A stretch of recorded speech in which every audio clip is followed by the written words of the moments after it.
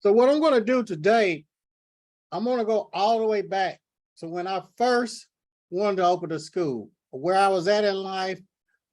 There won't be any excuses after this, because when I got ready to open my school, I was in prison, cutting hair for 3 cents an hour and sodas and snacks.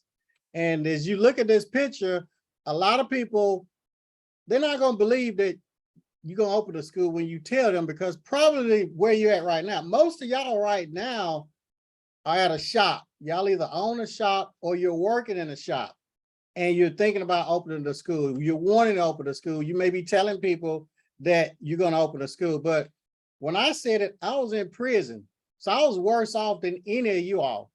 I had no money, no job, no driver's license, bad credit, all of that. So there is no excuse. Now, when I got out of prison, because I'm going to stair-step you all the way. When I got out, it was a 28-hour bus ride home from Lewisburg, Pennsylvania to Nashville, Tennessee. My mama picked me up at the bus station. And I'm only sharing this with y'all because a lot of y'all got in y'all's head that you can't open a school, or you don't have the money to open a school, or you don't have the knowledge to open a school, or you don't have the skill set to open a school. But that's not true. So now she picks me up. I go to the halfway house.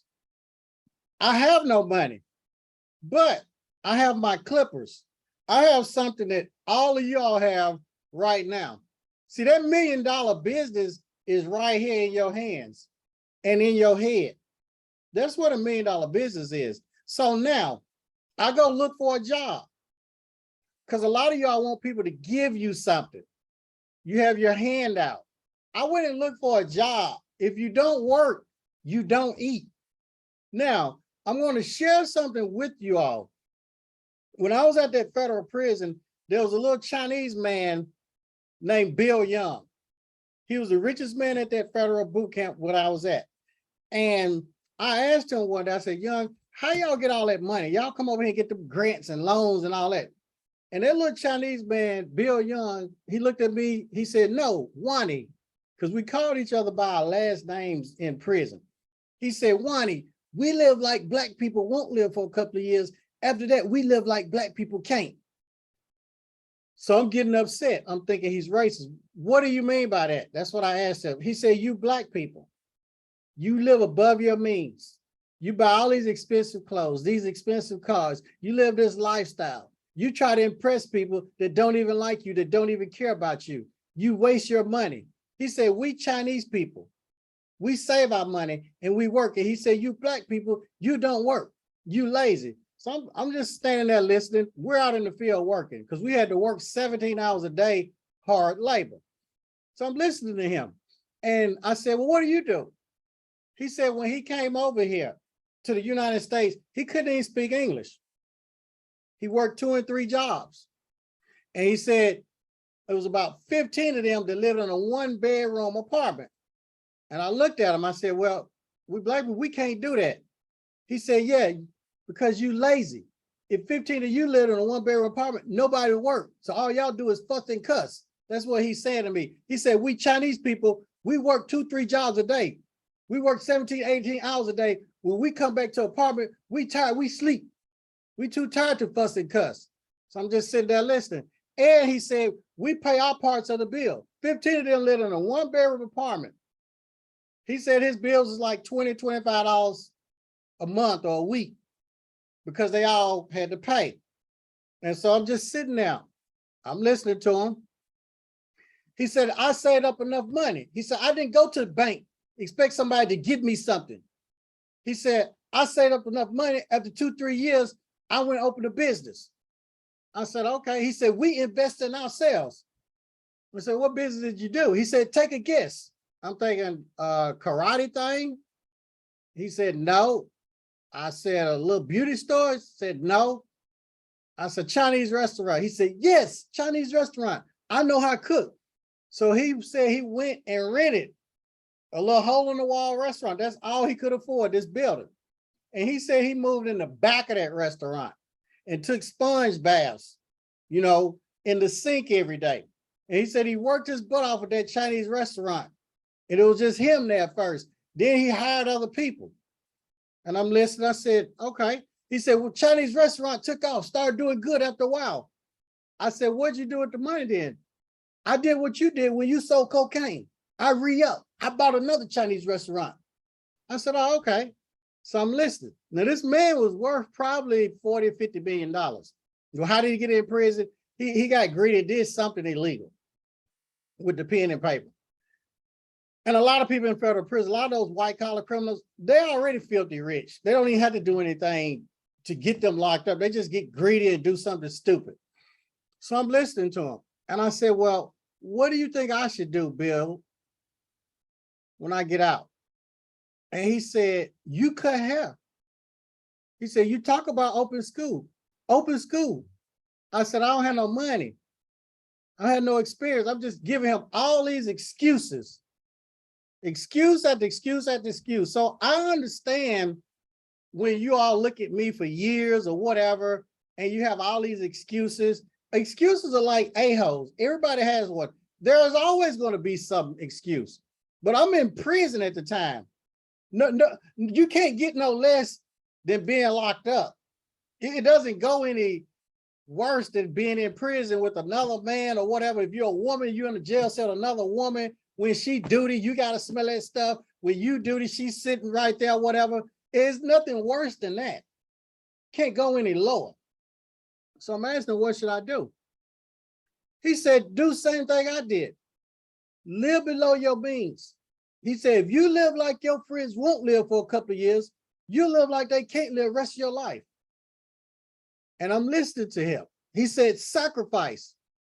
So we talked because we were in prison, so we got to talk a lot. But long story short, when I came home, I'd already wrote all my goals. This is in 1995, November 15th, 1995, when I was released.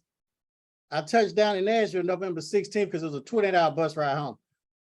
All of y'all need to write your goals down right now. You need to write them down as if you've already achieved them. I have my goals wrote down. I am enjoying opening my barber school. I'm enjoying being a millionaire. I'm enjoying having millions of dollars in real estate. I'm enjoying retiring my mom. I'm enjoying buying her mansion.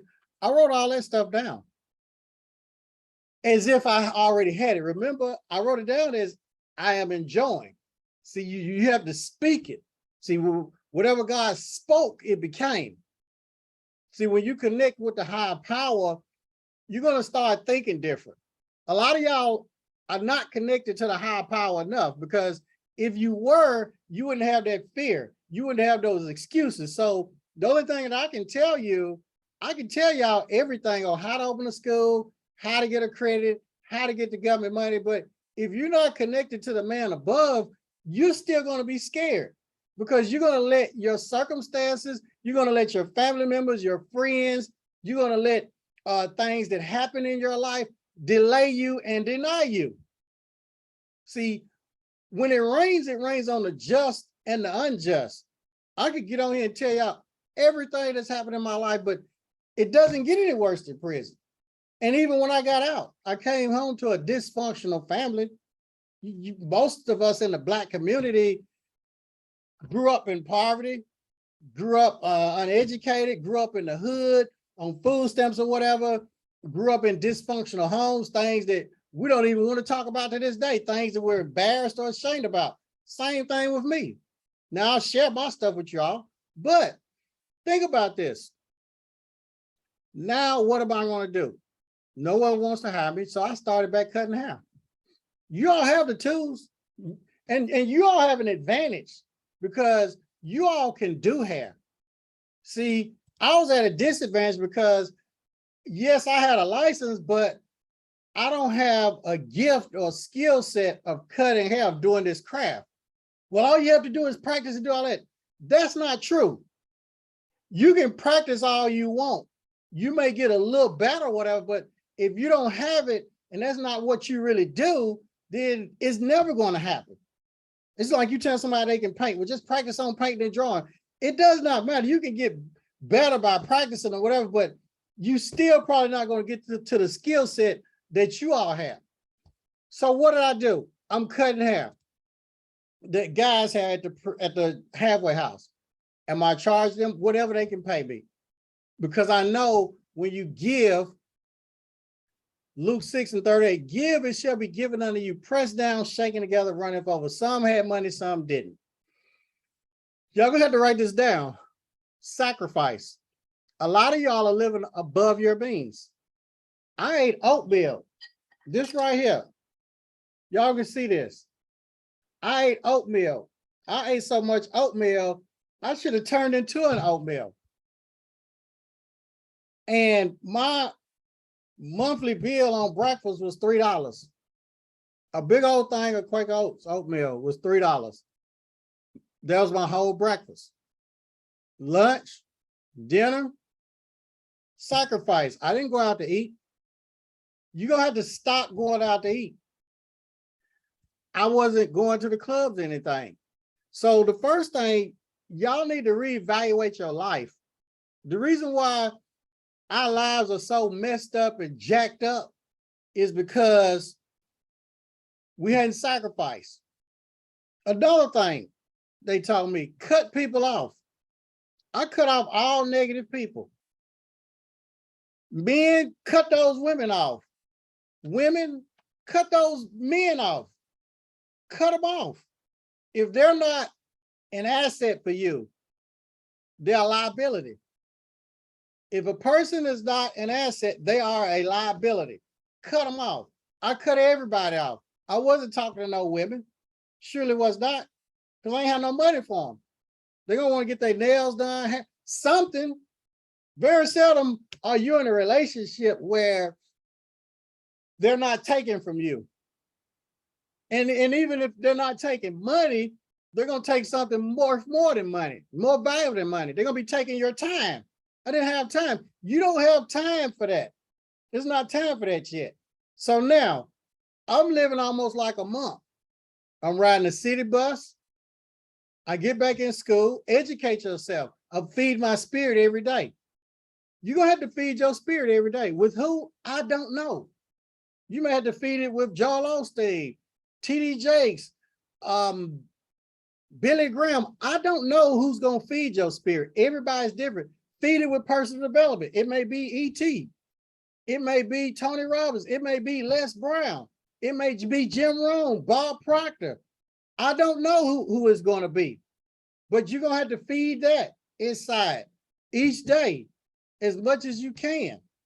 Now, the next step I did, I went looking to work in the shop. You may get turned down, even with opening your school, but you got to keep on going. Got a job in the shop, working. I'm cutting hair, $10 a head. I went and got flyers made. I got 1,000 flyers made. One of them gave me $100 because I was broke back then. Passed them flyers out, guerrilla marketing. Pass those flyers out. Wasn't no social media back then. Facebook, Instagram, all that crap that y'all got now, it wasn't any of that. Y'all wouldn't have made it back then, because if y'all can't make it with social media, well, all you gotta do is get on your phone and go live and talk and post and DM people. Some of y'all too lazy for that. Well, I don't have time to post. What? And we had to go drive to get flyers, wait to get them printed up at Kinko's or whatever, then get the stack of flyers, then drive around, then get out of our car, place it here, place it there, and all you gotta do is post. You can post while you're on the toilet every day. You can improvise while you ride in the car with somebody. It don't take nothing but a minute to post something. You can go 5 minutes a day and give some value, and that's it. So it wasn't any of that. So I passed out all those flyers. People started coming. And I was doing free haircuts, free eyebrow arches. Give them to them the first time free. Call them. See, people, they don't remember what you say. They remember how you made them feel. How you made them feel. Then I called them and checked on them. Wasn't no barbers or hairstylists calling their clients, checking on them, doing all that. Very few. Clientele built up. Now I'm making about $100 a day cutting hair. Then I started making like $200. I'm living at the halfway house. See, I'm sacrificing. Oh, you should have went and got your own apartment or whatever. No, wasn't time for that. Save my money. Mr. Dudley told me something a long time ago, back in 1998. He said, Chin, save your money and your money will save you. That's what he said. So now I worked for like 2 years, just save it, because the banks weren't gonna give me no money. All this stuff y'all got access to, funding and SBA, all this stuff that y'all see on social media and Instagram, we didn't have access to that. We didn't know about that. We wasn't privileged to that type of information. Getting your credit fixed and do it, we knew nothing about that. The only thing we knew about was a bank, going to the bank to get a loan and get turned down, basically. Wasn't no PPP, all that money that y'all got and everything. No, it wasn't any of that. So now I saved this money after shopping at Goodwill. I wasn't going out buying no shirts and all that at the stores. I shopped at Goodwill. Goodwill got some good stuff. Go to the rich part of town where they got those Goodwills, and you will find some good stuff. Don't see, a lot of us are too worried about what people say and think about us. What somebody says about you and thinks about you is none of your business. It's none of your business. The quickest way, Mr. Dudley said, your downfall, hook up with the wrong person. Connect with the wrong woman, connect with the wrong man, boom, you going down. I don't care if you got to be by yourself. It's better than being with a fool or whatever, somebody that brings you down, somebody that's taken from you. Get rid of the leeches. Get rid of the vampires just sucking all the blood out of you. They're no good. Now, so I saved, did that for like 2 years, rode the city bus. People laughed, talked about, so what? As long as they don't knock the stick off your shoulder, you shouldn't even care what they say. That's none of your business. When Nehemiah was building the wall, see, when God gives you a vision and a dream, and you start moving toward that vision and dream, the devil is going to put stuff in front of you. He's going to try to deny you, delay you. That's how you know God has given you this vision and this dream, because all hell is breaking loose. All types of things are happening. Do you know why? Because there's a pot of gold at the end. God has already told you. He's already showed it to you. But the devil will put things in front of you. Go around it. Go over it. Stop giving the devil so much credit. And you got to speak that thing.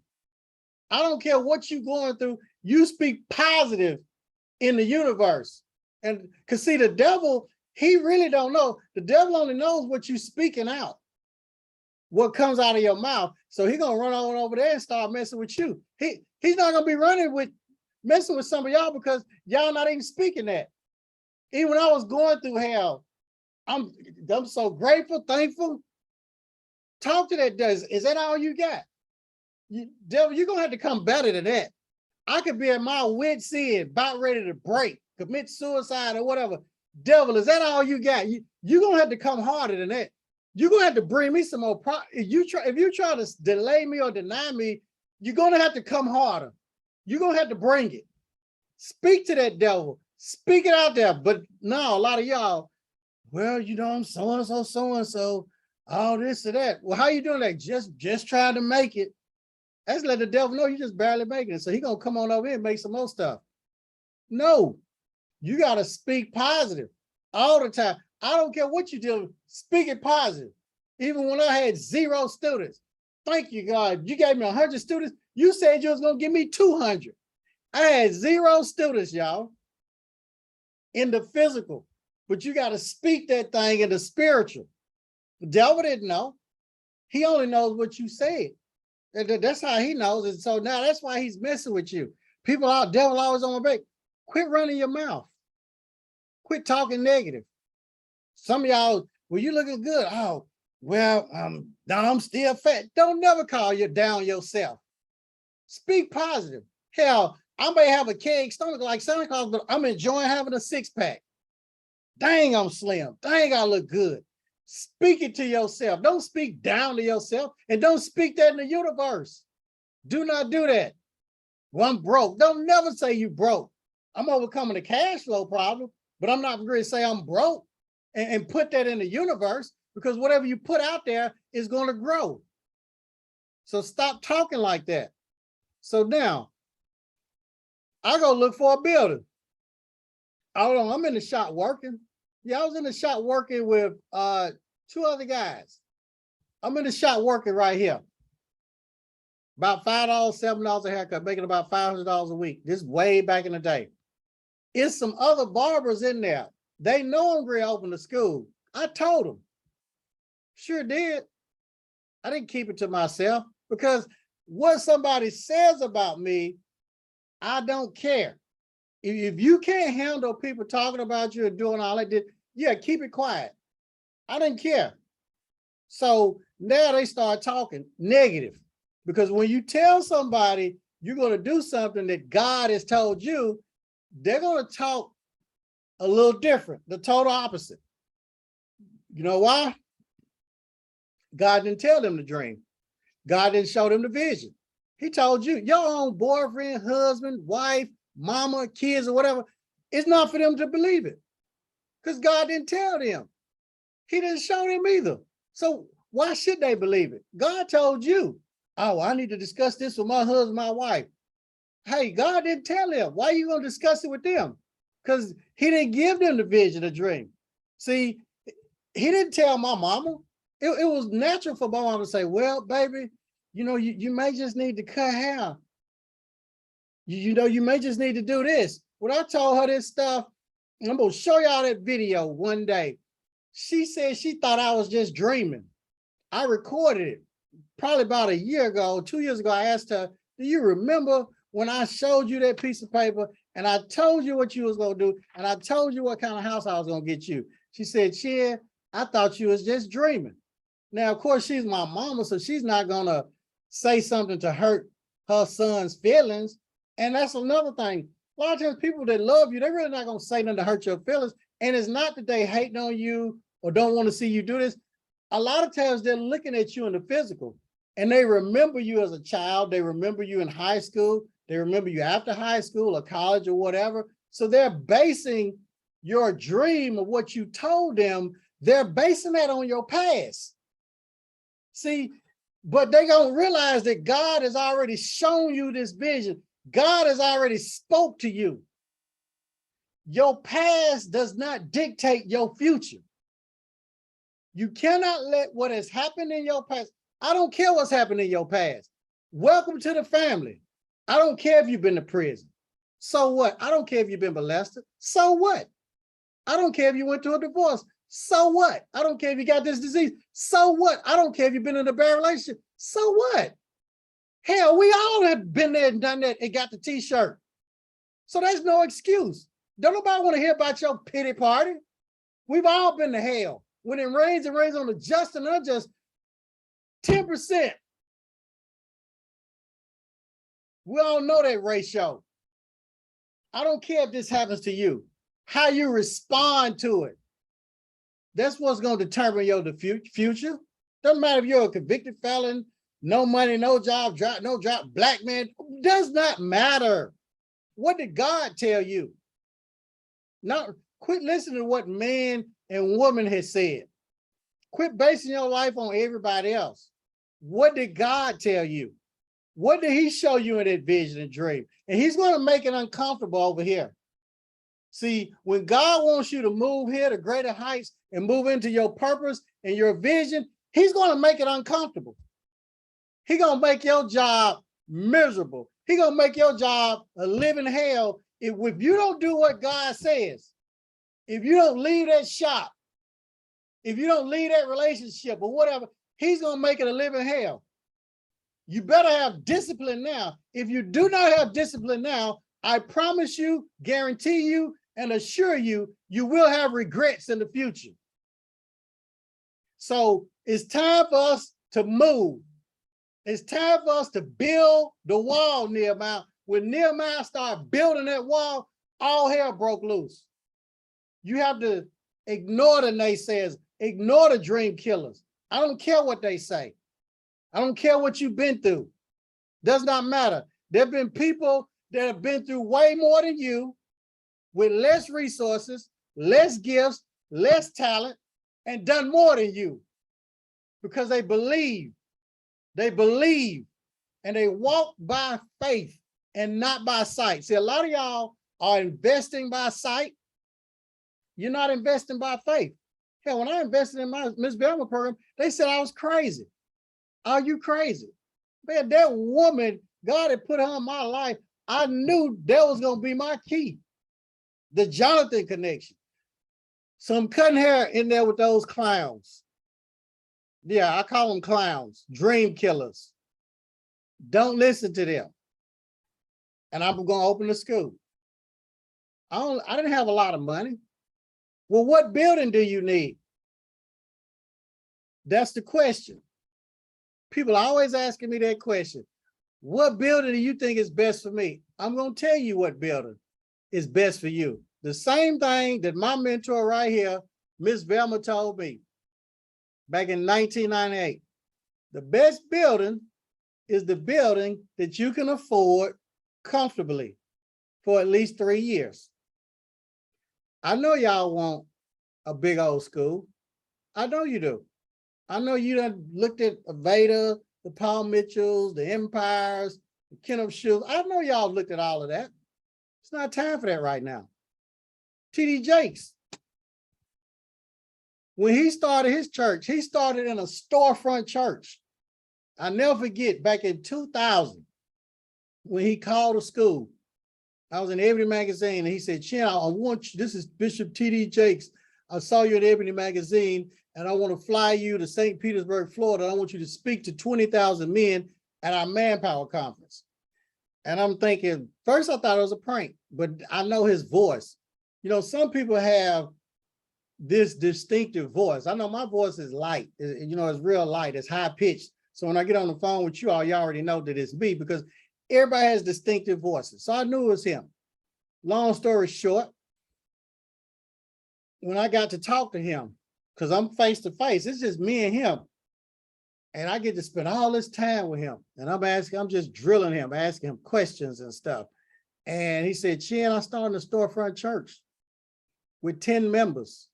And he said 10 members on a good Sunday. He said, I mean, an Easter Sunday, counting the pregnant women too.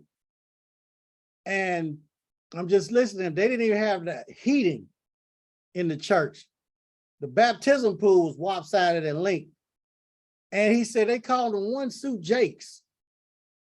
And I'm smiling. I said, One Suit Jakes? He said, yeah, Chin, I had one suit and holes in the bottom of my shoes. And he said he'd go preach in the hills of West Virginia for $50. And he had $100 in bills. He'd go preach at other places so he could pay his little 1 or 2 staff members at the church. And he said his offering, first one was $19.25. And $3.25 of that, he said, came from the bake sale, them selling cookies. He said, but God. And while we talking, we're in this back room, in this dome. And the dome is full of over 20,000 men. And he's sharing all this. I mean, I could tell y'all, I could talk to y'all probably for 8 hours straight about just things that he shared and imparted or whatever, but we're on this and we're here for the school thing. But feed your spirit. And I'm sharing this with y'all because it doesn't matter how you start. It doesn't matter how you start. What matters is how you see. Y'all looking at him now. And then when I went to one of his private parties at his house looked like that house was probably, I don't know how big it was. Maybe, I don't know how big a house was. The garage, all these different garages with all types of cars and trucks and everything. It looked like the president's house. And I remember him telling me that when he got his car repoed, and his wife looked at him and said, the devil is alive. And when his lights would get cut out, and he had to go down there and beg the people, the ladies, I'm gonna cut them off anyway. It does not matter how you start. What matters is how you finish. And you got to speak that thing. If you look at that picture with Mr. Dudley right here, this was in 1998. That house back there was the biggest house. It was 10,000 square feet. It was vacant. It was up for sale. Mr. Dudley took me in that house. It had a swimming pool, everything. I took pictures of that and I used that on my vision board. That was in 1998. I wish I had the inside of that house. It's the exact layout of this house right now. It's crazy. Even going out of the master bedroom, there's a big old deck and overlooking the swimming pool. Exact same layout of this house. You got to believe in yourself and you got to speak life into yourself. You don't need nobody else to speak it into you. You speak it into yourself. Like Bishop Jakes told me, he said, I feed my spirit and I have my Bible is like a lunchbox. If you waiting on somebody else to feed you, you're going to starve.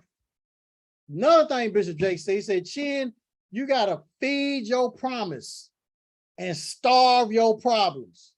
Feed that promise. Feed the prize. Starve your problems. Starve them to death. Starve them people that are no good. So I just wanted to share that. So now I'm looking for a building. I go everywhere. Ain't no boy, they won't rent to me. They're not. Look, no just means not right now. That's just not it. You keep on going.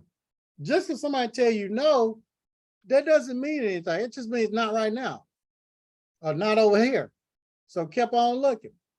Boom, finally got a building. Little raggedy building in the hood. Here it is. That building was 1,600 square feet. The minimum square footage to open a school in Tennessee, guess what it was? 1,600 square feet. How big was that building? 1,600 square feet. That was God. Think about that. They didn't ask for no credit check. I told the old man about my background. Paid the first and last month's rent. He gave me several months rent free to get the building together because it was just so terrible. That was it. Roof leaking.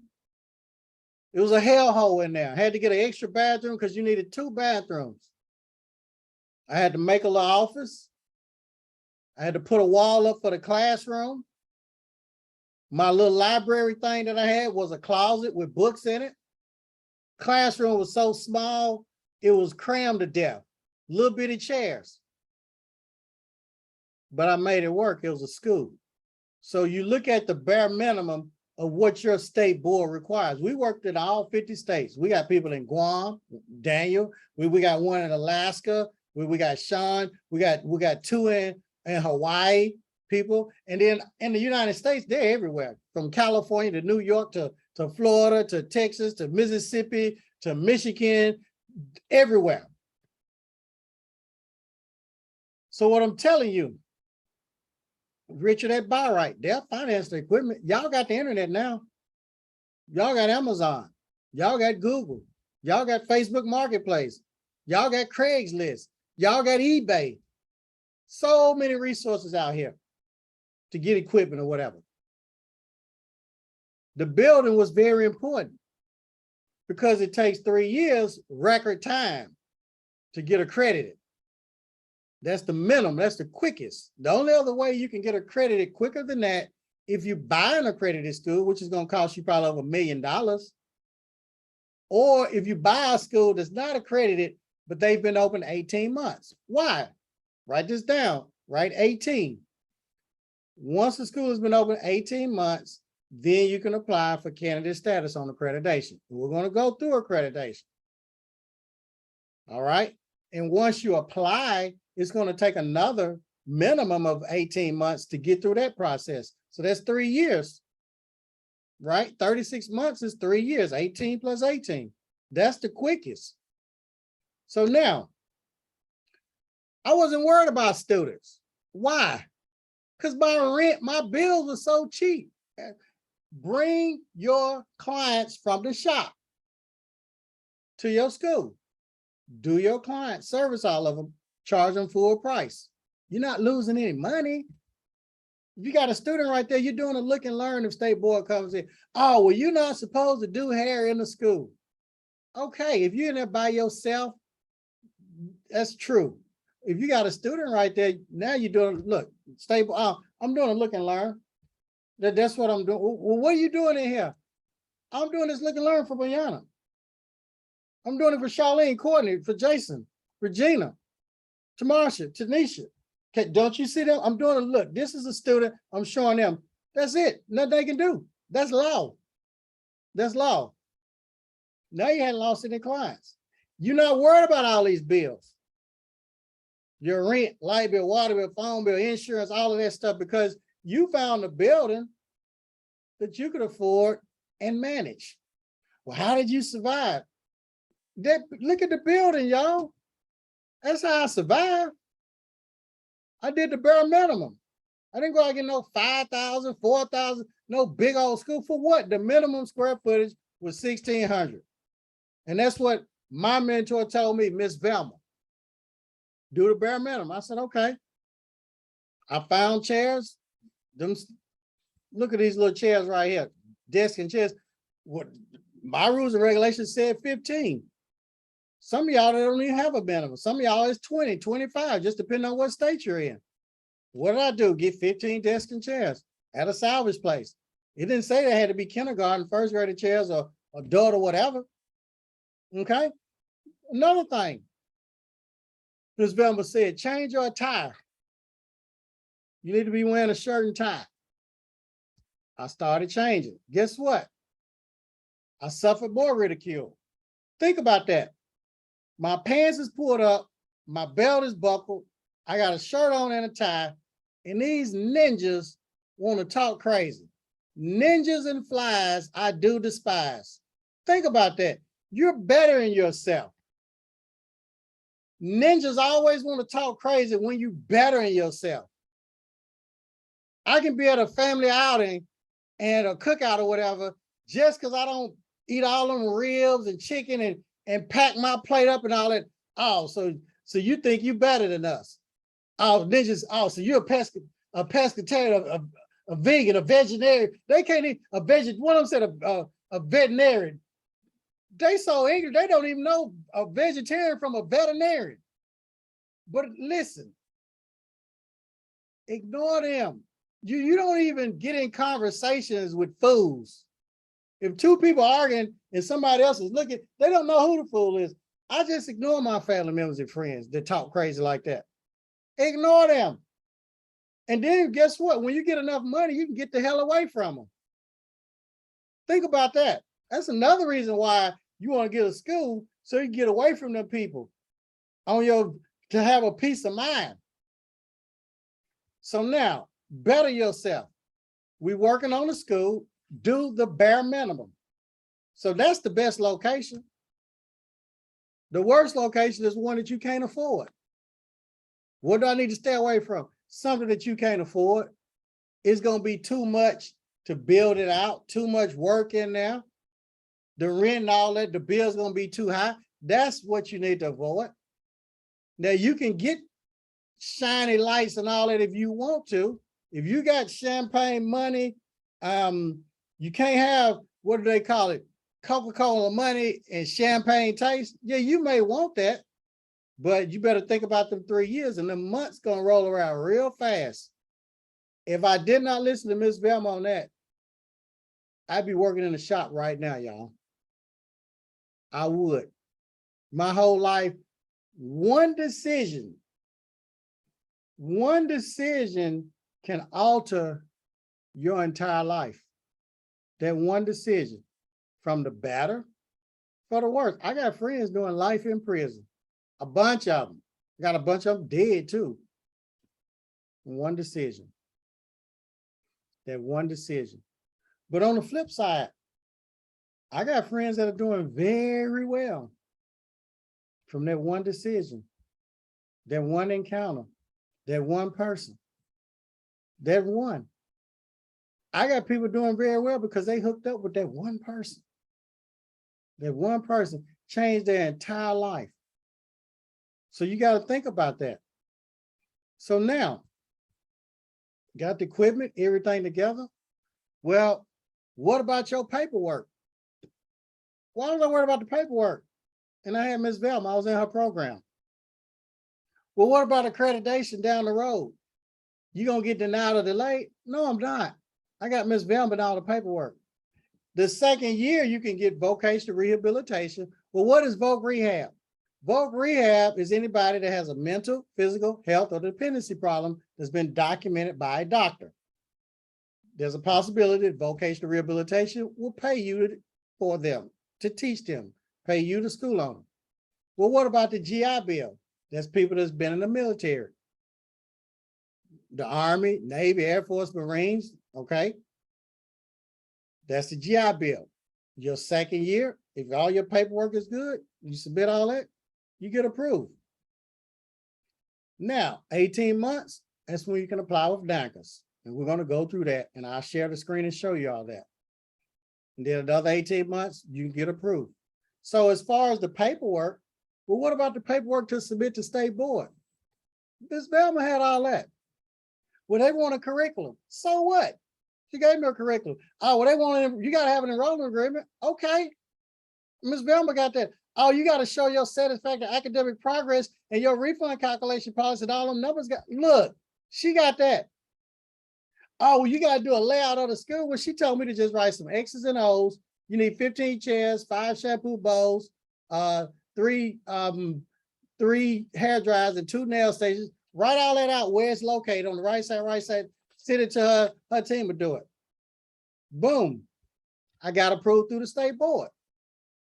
They come out and inspect. Well, what about when the student starts your school? Do you have the enrollment agreement with the correct verbiage and wording? Because you know, NACAS is very finicky in the federal government. Yes. Well, what about your catalog? Ms. Velma already got it. Well, what about, you know, the orientation forms, the pre-orientation receipt and all of, and the other ones, and the advisory committee surveys, current student surveys, graduate. She had all that. Had my little manila folder, y'all. I went and printed out all the documents, a bunch of them, and I have my 4 or 5 documents in each blank folder. Boom. Student comes in. Hey, I'd fill it out for them. You sign right here. Put their name, last name first. With a black magic marker, boom. Paperwork, perfect. Now everybody's looking. How's this paperwork? Let's talk about the students. Well, how you gonna get students? I'm glad y'all asked. I knew y'all was gonna ask that question.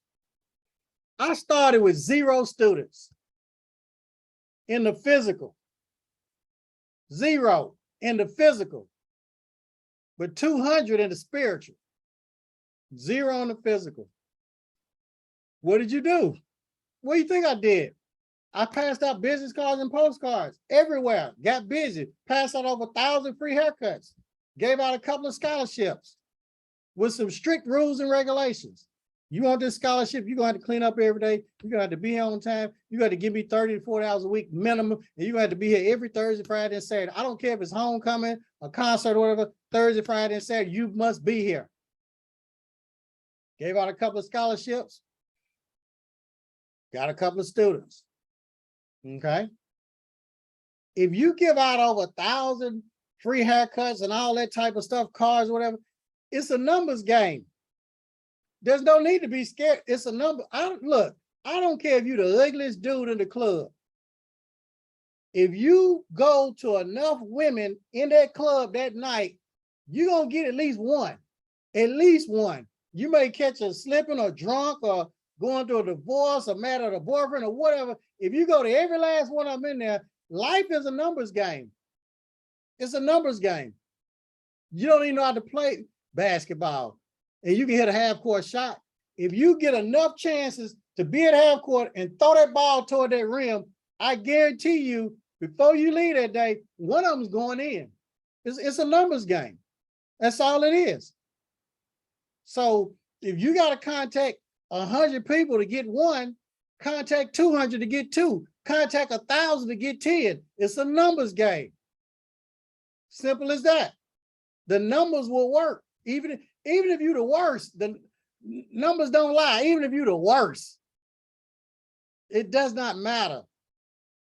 So you pass out, you give.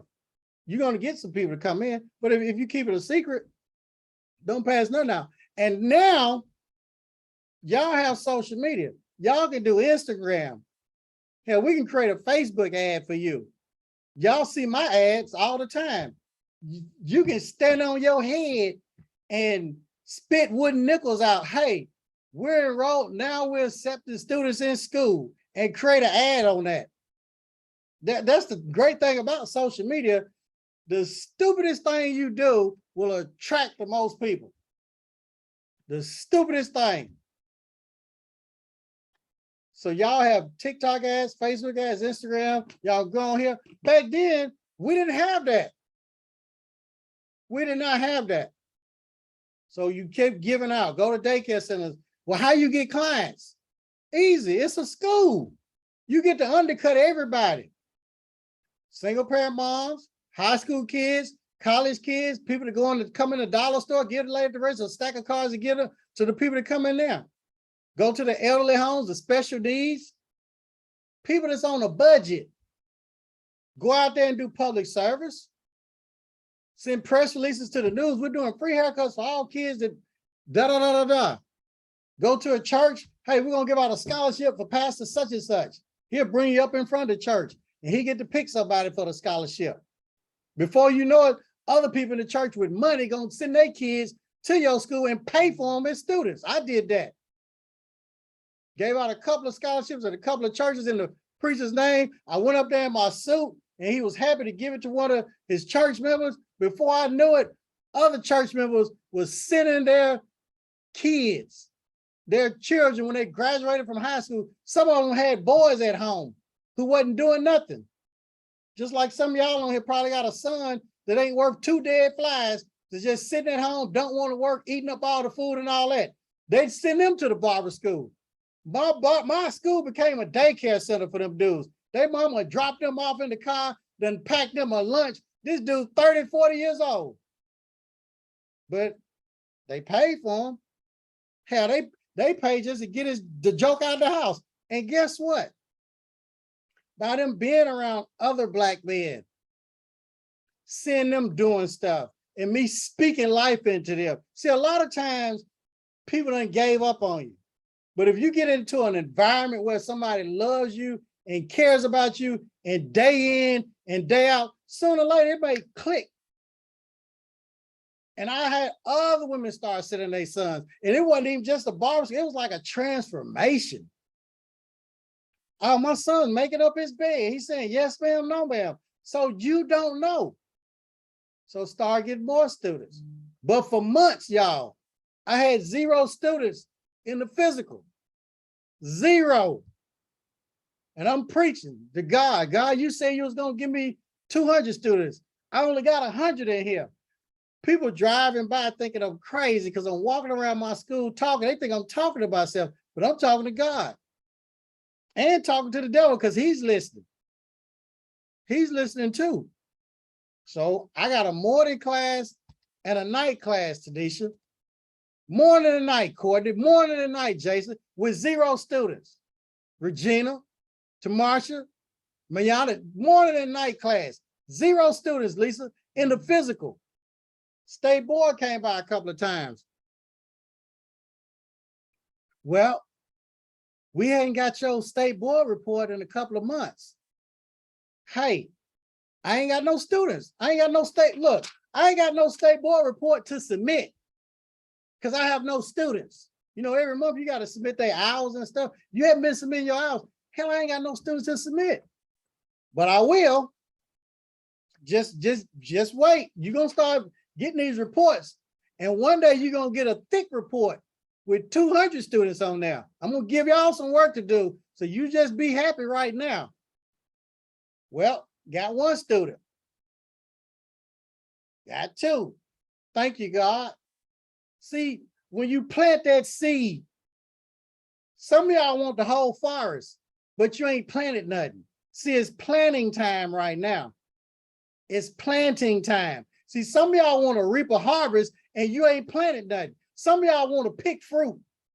It's not time to pick fruit. if you have not planted the tree on solid, good, fertile ground and start watering it. And what I mean by that, get the negative people away. See, God is not going to bless you as long as you got that negative ninja in your life. That boyfriend, girlfriend, husband, whoever. See, some of y'all been working hard, but God ain't going to bless no mess. See, he gives the increase. It ain't about how hard you work. No, it's not about how hard you work. No, it's not. See, when God blesses you, your cup is going to run over. And if you connected with an idiot or a fool that don't deserve to be blessed, God is going to delay those blessings or deny them from you. Because when that cup runs over, that joker that's with you is going to reap the benefits. So some of y'all are blocking your blessings. You blocking them because he gives the increase. All you got to do is blow on that thing. I mean, this man's, he speaks to the wind and the water and they obey. Storms, they obey. Hurricanes, they obey. Think about that. So now, I have 0 students in the physical. Start getting a couple of students. Thank you, God. Send in the state board report. Couple of little students' names. Okay. Clinic floor start working. People coming in. Are you going to give out 1,000 free haircuts? Are you crazy? They came in. Every little kid, guess what? I gave a candy bar. Snickers, everything. You pick out what you want. Cheetos, which one do you want? Guess what? When it was time for that little kid to get a haircut, he did not want to go to no other barber shop. He wanted to go to the barber college. And you know, a little kid, when they tell their mama something or their daddy something, 9 times out of 10, their parent listen. We even gave the little girl something. Even she would come there with a little brother, we'd give her a snack. So now it's a double team. They done teamed up on the mama or the daddy. No, we want to go to the barber college. We want to go down there with Mr. Chin. Think about that. So now that little 10 cent, 25 cent candy bar, we got it sold up. Fast forward, clinic floor doing $1,500, $2,000 a week. In 1 week now, I'm paying all the bills for the school. Clinic floor is just booming, y'all. It is booming. Them kids coming there left and right, parents and mothers, and I'm playing TD Jakes, Juanita Bowden, No More Sheets, good gospel music, and they get a phone call thanking them, appreciating them every time they came in. Shoot, they weren't going nowhere. Some of them even got older, graduates, came to the school and became students. So now it's growing. Think about that. I don't have financial aid. I already knew I wasn't going to get that to 3 years. You get that in your head. Ain't no bank loans. Richard at Barber got the equipment. Put $2,000 down, and I'm going to show y'all him today. Paid $415 a month. I went to the little salvage place that got the desk and chairs. I went to another little salvage place that got a chalkboard because, see, back then, dry erase boards did not exist. Some of y'all don't know that because y'all too young. We didn't have a dry erase board, wasn't even in existence back then, I don't believe. We had chalkboards where they, you know, writing and stuff. That's how I started. Doesn't matter how you start.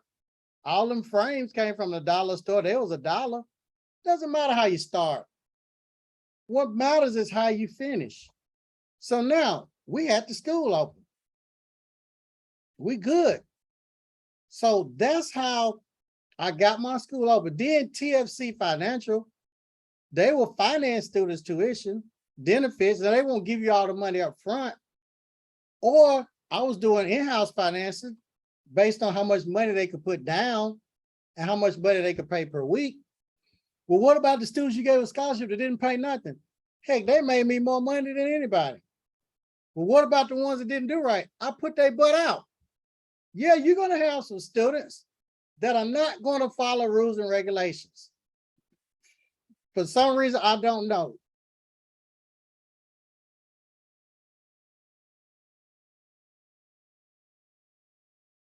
Now, think about that. And what we're going to do, it is, I said we're gonna take a break at 10:15. So we're gonna take our 15-minute break right now, and then we're gonna start this back. So I'm gonna pause. I want to share some of the things that y'all can do while y'all have y'all school open. So each and every one of y'all need to record step by step, whatever you're an expert in. If you know how to cut hair, do a beard shave, style hair, quick weave, whatever it is that you're an expert in, you definitely want to record that and start selling that. Now, back in 1998, what I did, all I knew how to do was cut curly, wavy, kinky hair. So I recorded, I had a big fat camcorder I bought from Circuit City for like $500. The lighting was no good. I mean, this videotape, it was the worst clipper cutting video ever that I thought. I sold that at Barber Brothers Hair Show. That was years ago, back in 1998. Barber Brothers used to have a show, and I got a booth and sold a bunch of those. So you all can start selling your information, your expertise. Now y'all got, you can put it on Thinkific. That's a platform. You can put it on Kajabi, Teachable. There are a lot of platforms out here, digital platforms where you can sell digital content, where you upload your video, people click a link, they purchase it. When it goes in your account, it gives them access to watch those video trainings. Another thing, on Sundays and Mondays, I would have 2-day classes for hairstylists. I used to have a lot of hairstylists. A lot of Caucasians would come and take an advanced class that I had made up myself, how to cut curly, wavy, kinky hair and remove the weight line, step by step. So they would come for those 2 days. And I was charging them, it might have been $400 or $500, but that was extra income for the school. Your kits and all of that, you're going to be able to get that equipment at wholesale prices. You can retail that not only to the students, but to the public. And your books, you're going to get them at a discounted price. So you'll retail those to the students. You're going to have your vending machines, the chips, the M&Ms, the cookies and all of that, the sodas, buy them from Sam's or Costco, retail that. So you're just not making money from your clinic floor services and your tuition. There are a lot of other ways that you're going to be able to generate income also when you have that school.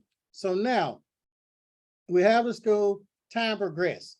Okay, I told you all when you could get vocational rehabilitation, that money, and when you can get the GI Bill. Now, accreditation came. Ms. Velma, remember, I was in her program, all the paperwork, these institutional self-studies, y'all have it made because all y'all have to do is click a button and it downloads, and y'all just got to put y'all's name on stuff. So that's easy. Back then, they had to retype everything, got accredited the 3rd year. I was still at this building. Got about $600 and something thousand that year. $600 something thousand that year. My bills at that place was less than $100,000 a year. Way less than $100,000 a year. And remember, I had a morning class, night class. Then I hired another instructor. See, when I first started out, I was a janitor, theory instructor, practical floor instructor, toilet bowl cleaner, admissions rep, front desk operator. I was everything. So you have to think about it. It does not matter how you start. What matters is how you finish. And it's not a long process. See, even when I tell y'all about accreditation, 3 years, oh, that's a long time. Well, imagine, I just want y'all to close y'all's eyes. And I'll open them if you want. Imagine Mariana, Charlene, Courtney, Jason, Lisa, Michelle, Regina, Tamarsha, Tanisha. Imagine if y'all opened a school today and I went and opened a shop. 3 years go by. Time flying. Time flies. Think about 3 years back. 3 years go by and now you're accredited.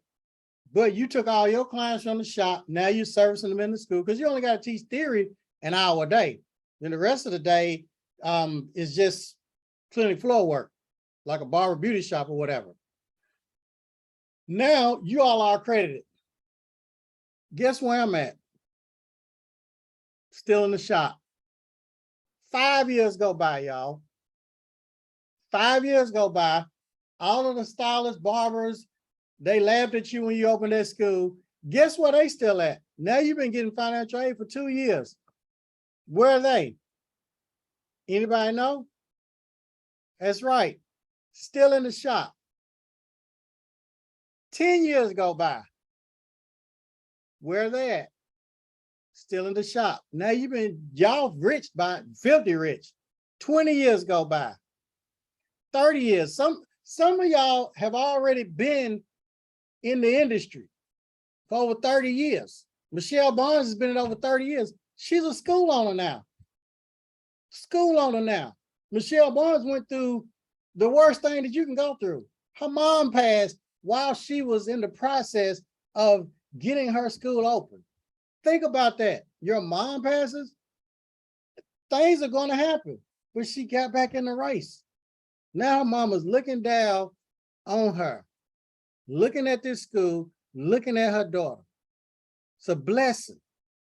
See, you all can do this. So now we're accredited. You get government money.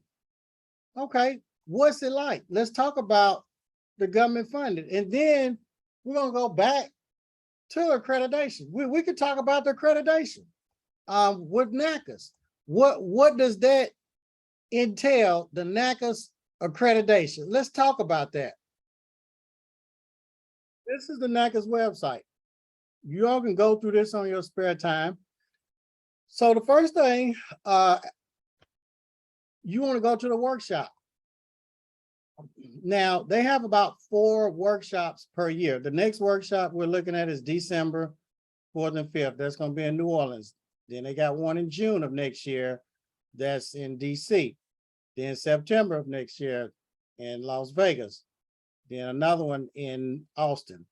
So that's the NACAS workshop. When do you want to attend the workshop? Probably about 14 or 15 months after your school has been open. Why that? Because when you fill out your application, your first application with NACAS, that's for candidate status. You have to have a certificate that you attended the NACAS workshop within 6 months.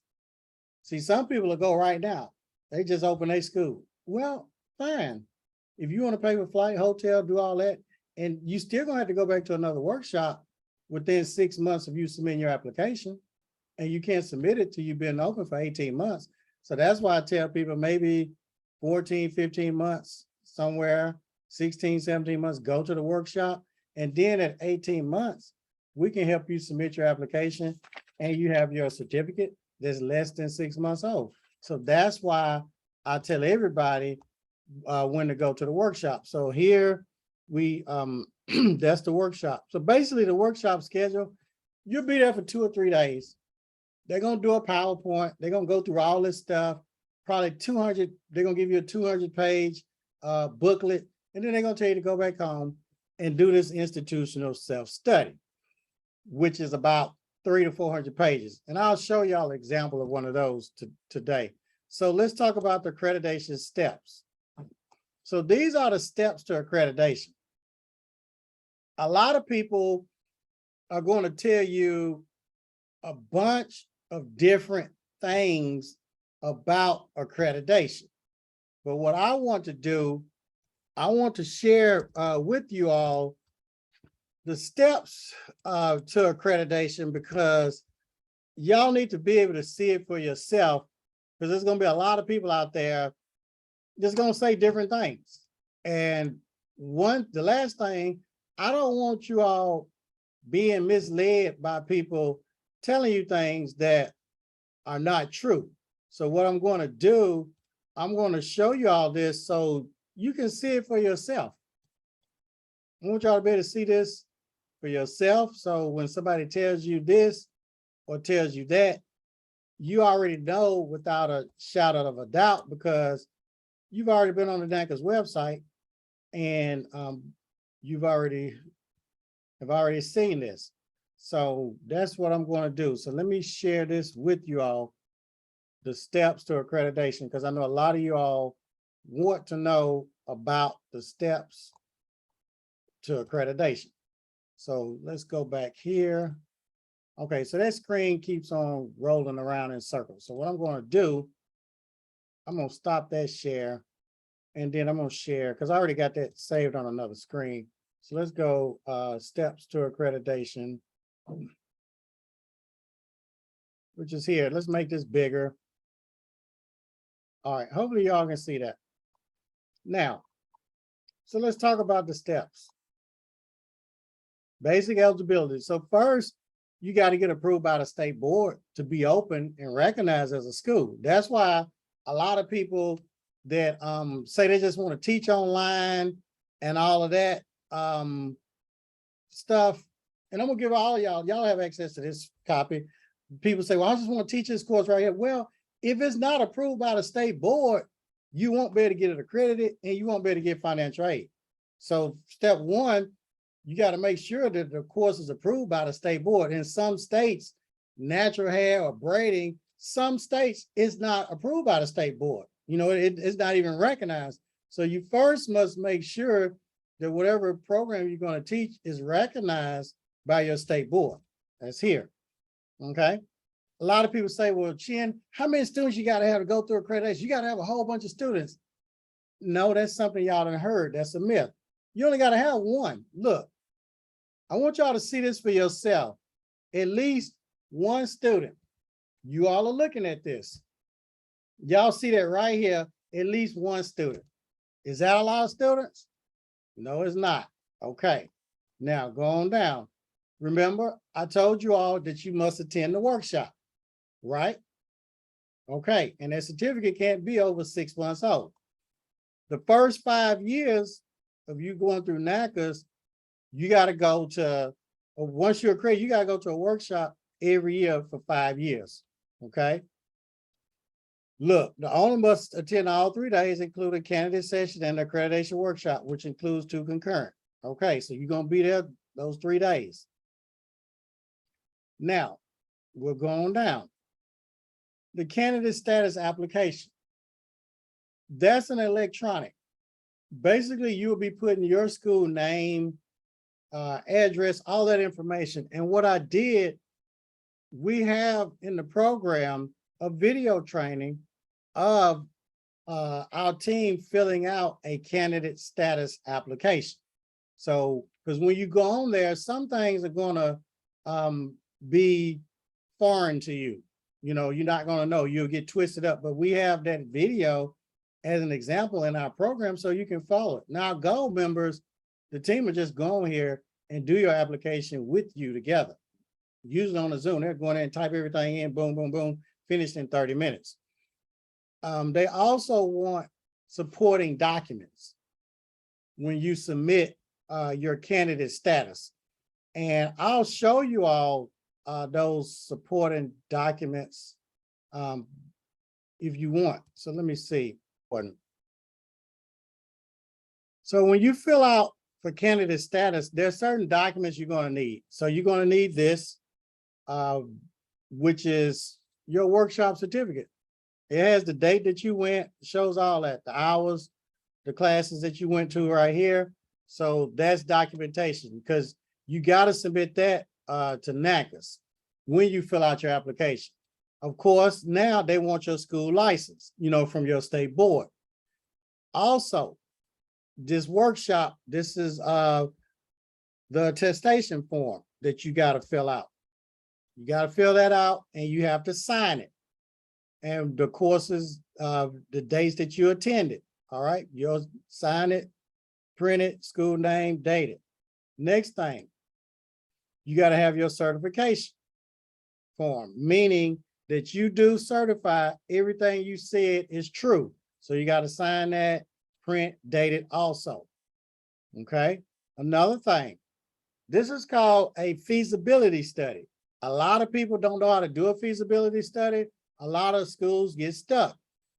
In our GOLD program, we will do your feasibility study for you.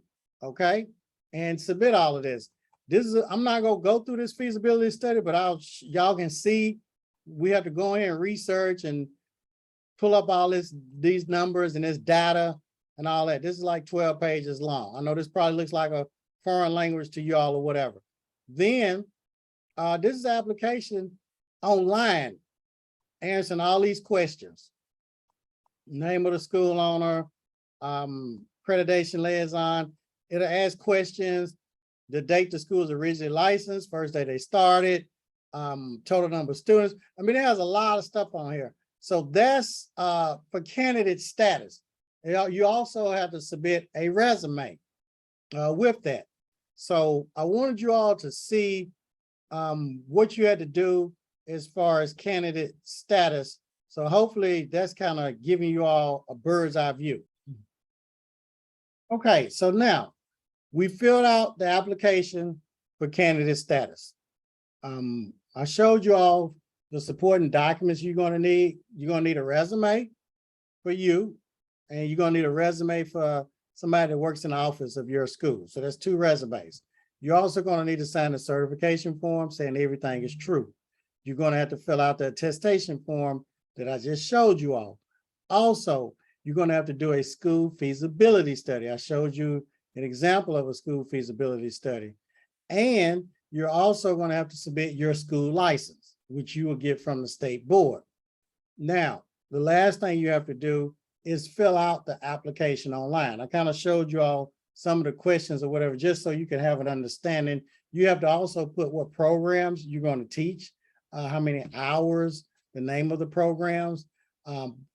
Also, there are a few other pages that you're going to have to do too, but I just wanted to show you all that. So let's move to the next thing. Now, candidate status, which is right here. Once you submit the application for candidate status, they're going to review it. It must be 100% correct. If it's not correct, they're going to kick it out and tell you, you got to change this, and change that. A lot of people ask, well, how much does it cost for that application? $1,485. How much is the workshop? When you go to the workshop, $525. If you wait and procrastinate, the closer it gets to the workshop, the more they go up. If you wait to the last date, it may be $925 if you pay at the door. Sometimes they're sold out. Now, also, when you submit your candidate status, there's something called annual fees. Those sustaining fees, annual sustaining fees, it costs to be a member of NACAS, about $147 a month. That's about $1,772 per year. Well, what if you start in the middle of the year? Then they're going to cut that in half. They'll prorate it, the sustaining fees, but not the application fee. All right, so now, once they look at it, then they approve it. You've been granted right here, candidate status, okay? And they will send you an email, and they also will mail a form saying that you have been granted candidate status, okay? How long does it take? Usually probably 2 to 4 weeks for them to approve that. I say like 2 weeks. After you've been approved for candidate status, so now it's time for your ISS. That's the institutional self-study. This document is about 300 to 400 pages. This self-study, this school prepares institutional self-study based on 10 standards. So basically, they're going to ask you all these questions. You have to answer them. I'll show you all an example of a self-study so you all can see that. And then you got to have electronic bookmarks in the self-study with exhibits, and it must be uploaded to NACAS. Now, when I show you an example, you're going to really understand this. But with me explaining it to you all, I know we're beauty professionals, so we're visual.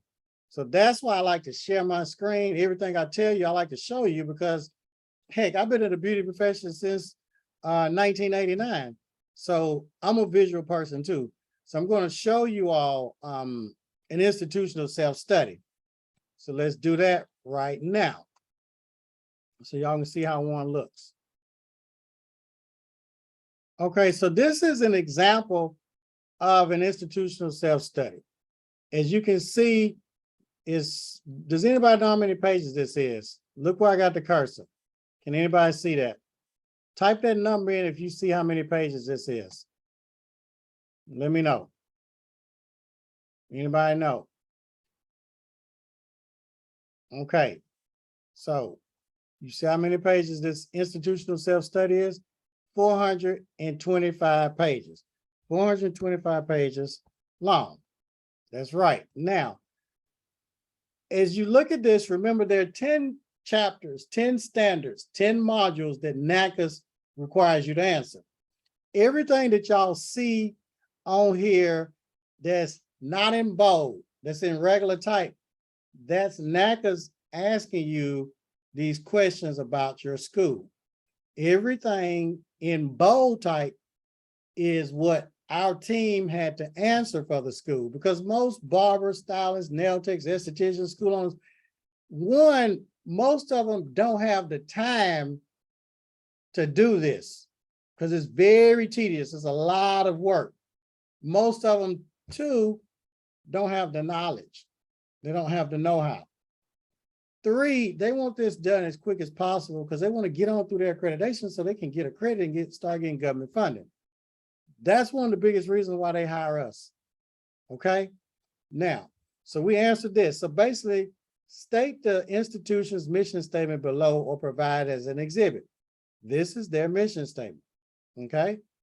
This question right here, the mission statement is published in the institution's catalog. List below the page number where it's at in the catalog. We had to put that there.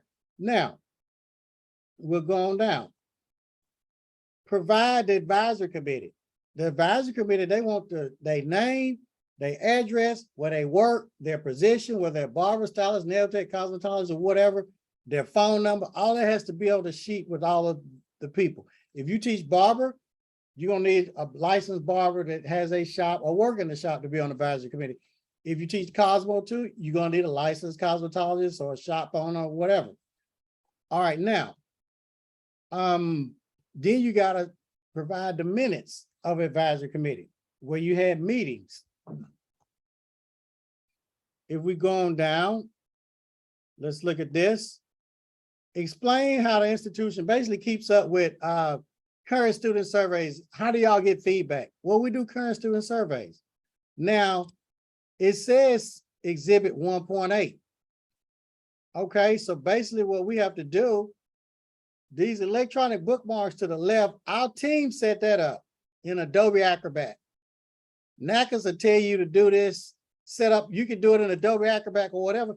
But what NACAS doesn't realize, they're not a school owner operating a school, dealing with students, teaching, paying bills, dealing with clients, dealing with home life, and they trying to figure out how to set up this Adobe Acrobat with bookmarks and all that stuff. And every time you put, like, see exhibit 1.8, you have to go over here and have these bookmarks. So watch this. When I click on exhibit 1.8, it has to go to that page. And that's tedious and tricky. Watch. You see how I clicked on exhibit 1.8 and it went there? Let me show y'all something else. Go back up here. Now this, for the graduates, explain below how you get feedback from graduates.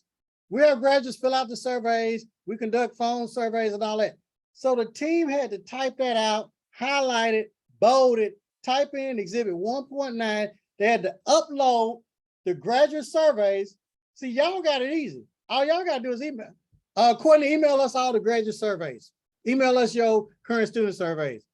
And the team takes that and does all this. So now we had to upload that in the proper place and go over here and bookmark and put graduate surveys. You see right here, watch this. Boom, it went to graduate exit survey. This is all through the 425 pages. If you don't do all this, guess what? They're gonna kick it out. Now, I'm not gonna go through this entire ISS, but I just wanted you all to see that so you all can get an understanding. Now, it's 400 something pages long. It's a lot. If we go to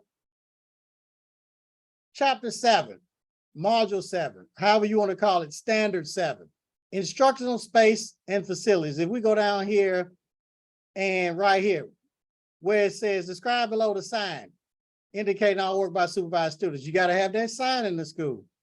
If we go on down, provide a photograph of your outside sign. They want to see your outside sign. So what we'll have to do, we gotta say, look, Miana, Charlene, Courtney, Jason, Lisa, Michelle, Regina, Tanisha, Charmisha, and Tanisha.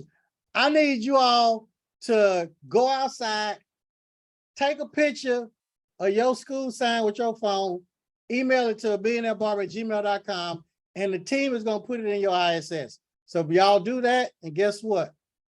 We have an exhibit here, and when we click on that exhibit, boom, it goes here to their outside sign. You see that? Now, don't get scared. Don't be, oh, that's a lot. I understand. Well, how did you do it, Chin? Ms. Belma, her team did it. I didn't do it. They did it. They submitted that ISS. That's how I got accredited in 3 years. That's how I got where I am today. I didn't try to do that myself. I'm not a fool. I'm not stupid. I may only scored 15 on ACT and did and all of that, but I have sense enough to hire an expert. Simple as that. So that's why I'm not gonna say I program, Miss Belma's program. That lady knew what she was doing. I thank God for her. So that's an institutional self-study. Let's go back to where we were.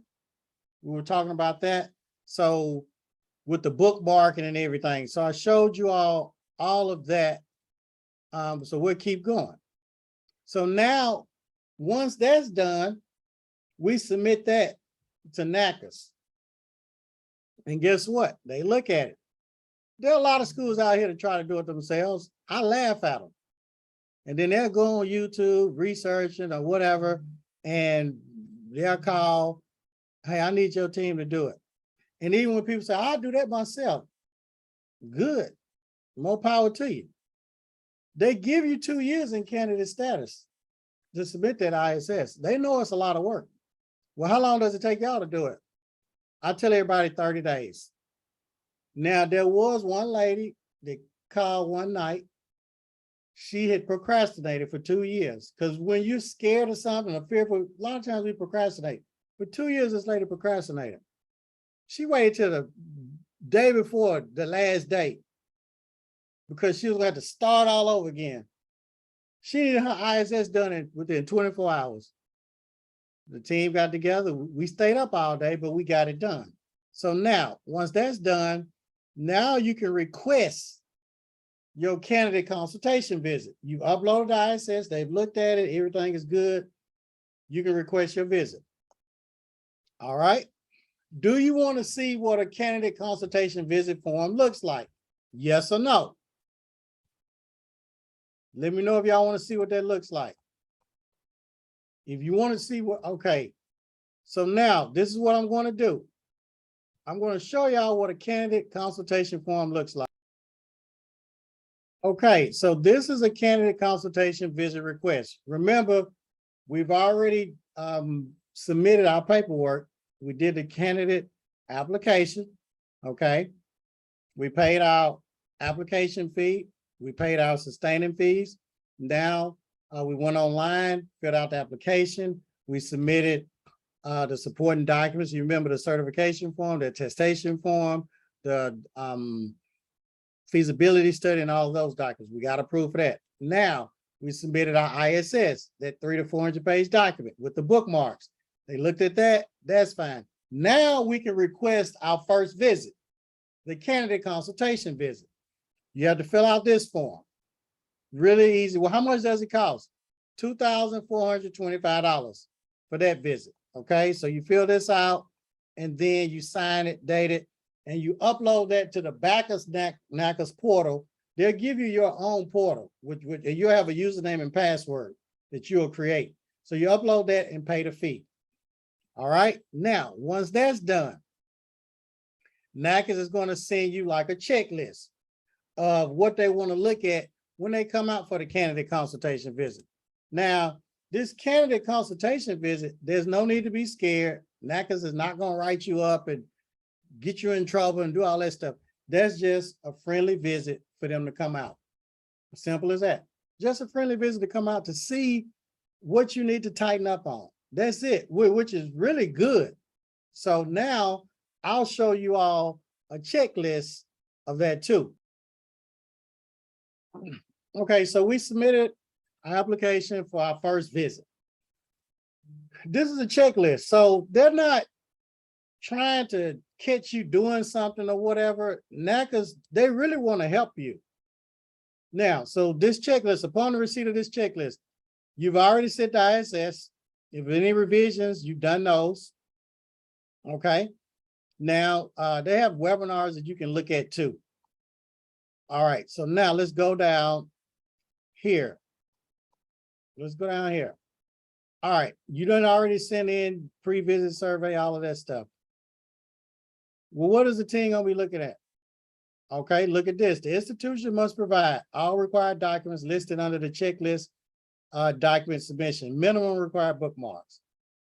On the day of the on-site evaluation, the institution will have until 3 p.m. to provide any additional documentation. Now, even on your final visit, you have until 3 o'clock to present any documents that you can't find or don't have. NACAs will give you time to have them. That's why it's great to be in the gold program, because if there are documents you can't find or whatever, you can call us and we'll help you with them.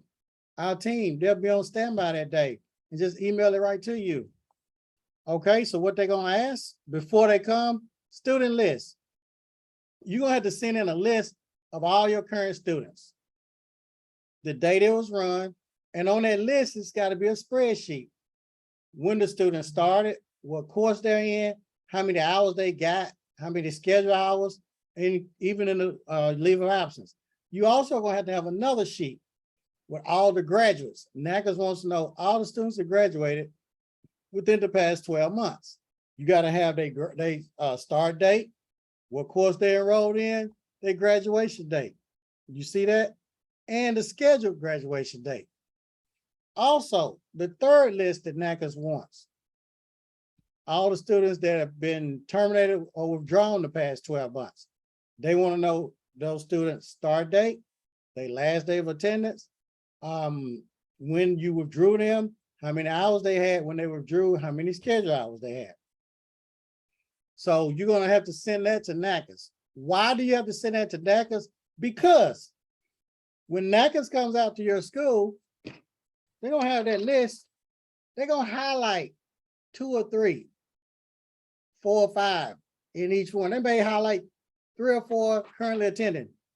Go get that file for us. The graduates, they'll highlight 3 or 4 or whatever. Go get that file, these students' files. So that's why you want to make sure all your files are in compliance, because you don't know which ones they're going to highlight. Hopefully that makes sense. All right.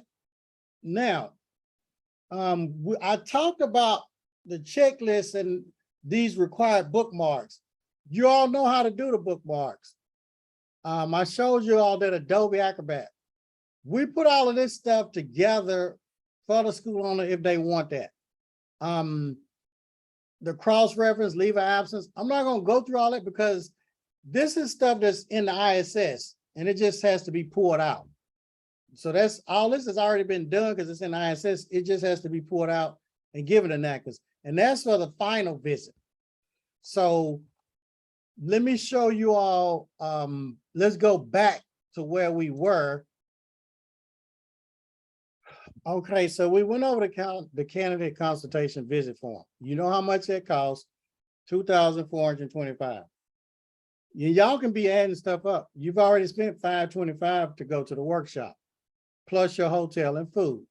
Okay, then your sustaining fees each year, there's about $1,777, something like that, plus the application fee, $1,485. The great thing about NACA's fees, you don't have to pay all these fees at one time. They're at different times. Now, we ready for our candidate consultation visit. How much was that? $2,425. Okay.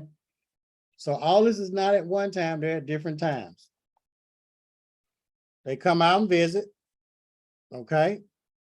Here it is. They travel out. It's usually within 3 to 6 months.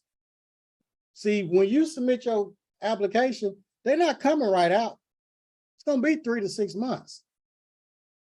Well, why they wait so long? That's just their policy. We can do your paperwork. We already have all your paperwork done. It's just a matter of waiting on NACAs. That's why I tell y'all, once y'all submit your application, it's going to take another 18 months. And that's having all your paperwork on time beforehand. All right. So now they come out, inspect or whatever for the candidate consultation. After the visit, within 21 days, they'll send you a little report saying, hey, you need to correct this, or you need to tighten up on this, or do that. You make those changes to your ISS and all of that, put the bookmarks in, and submit it back to NACAs. Okay. Now, once you've done that, they look at it, that's approved. Now you're ready for your application for initial accreditation. This is a long application. Also, you got to have your CPA to submit your most recent financial statements for your school. We're not CPAs. I refer y'all to CPAs, people that do that. Some of y'all have seen on my lives.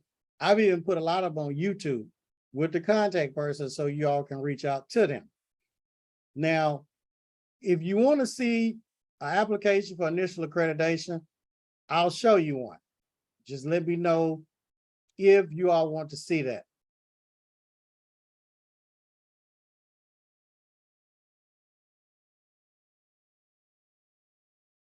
All right, so now, like I said, there are no social security numbers, all this is public record. So I want you all to see how an application for initial accreditation. So the team went in here, put the school's name. Make sure you put the exact name that's on your school license that was issued from the board. Are they using any other names? No, so we put NA. School's address, the exact address that the board has. Phone number, name of person they can communicate with, the date the school was originally licensed. All these questions are self-explanatory. Indicate when a school is closed, so we had to put that in there.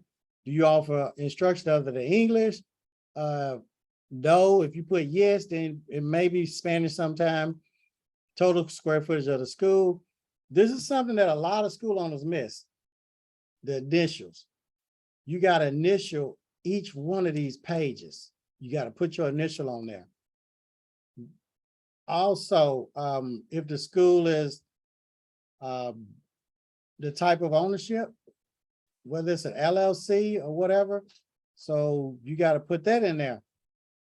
This school is, so you got to check one of these. So you would check private for profit. Okay, so basically what you would do, you go here and I'll show you what the team does. Add it, private for profit, put an X. That's what the team does. All right, now, if it's an LLC, you put that one there. Type of ownership, sole proprietor, dope, LLC. Okay, highlight that. Then underline it. We'll keep going.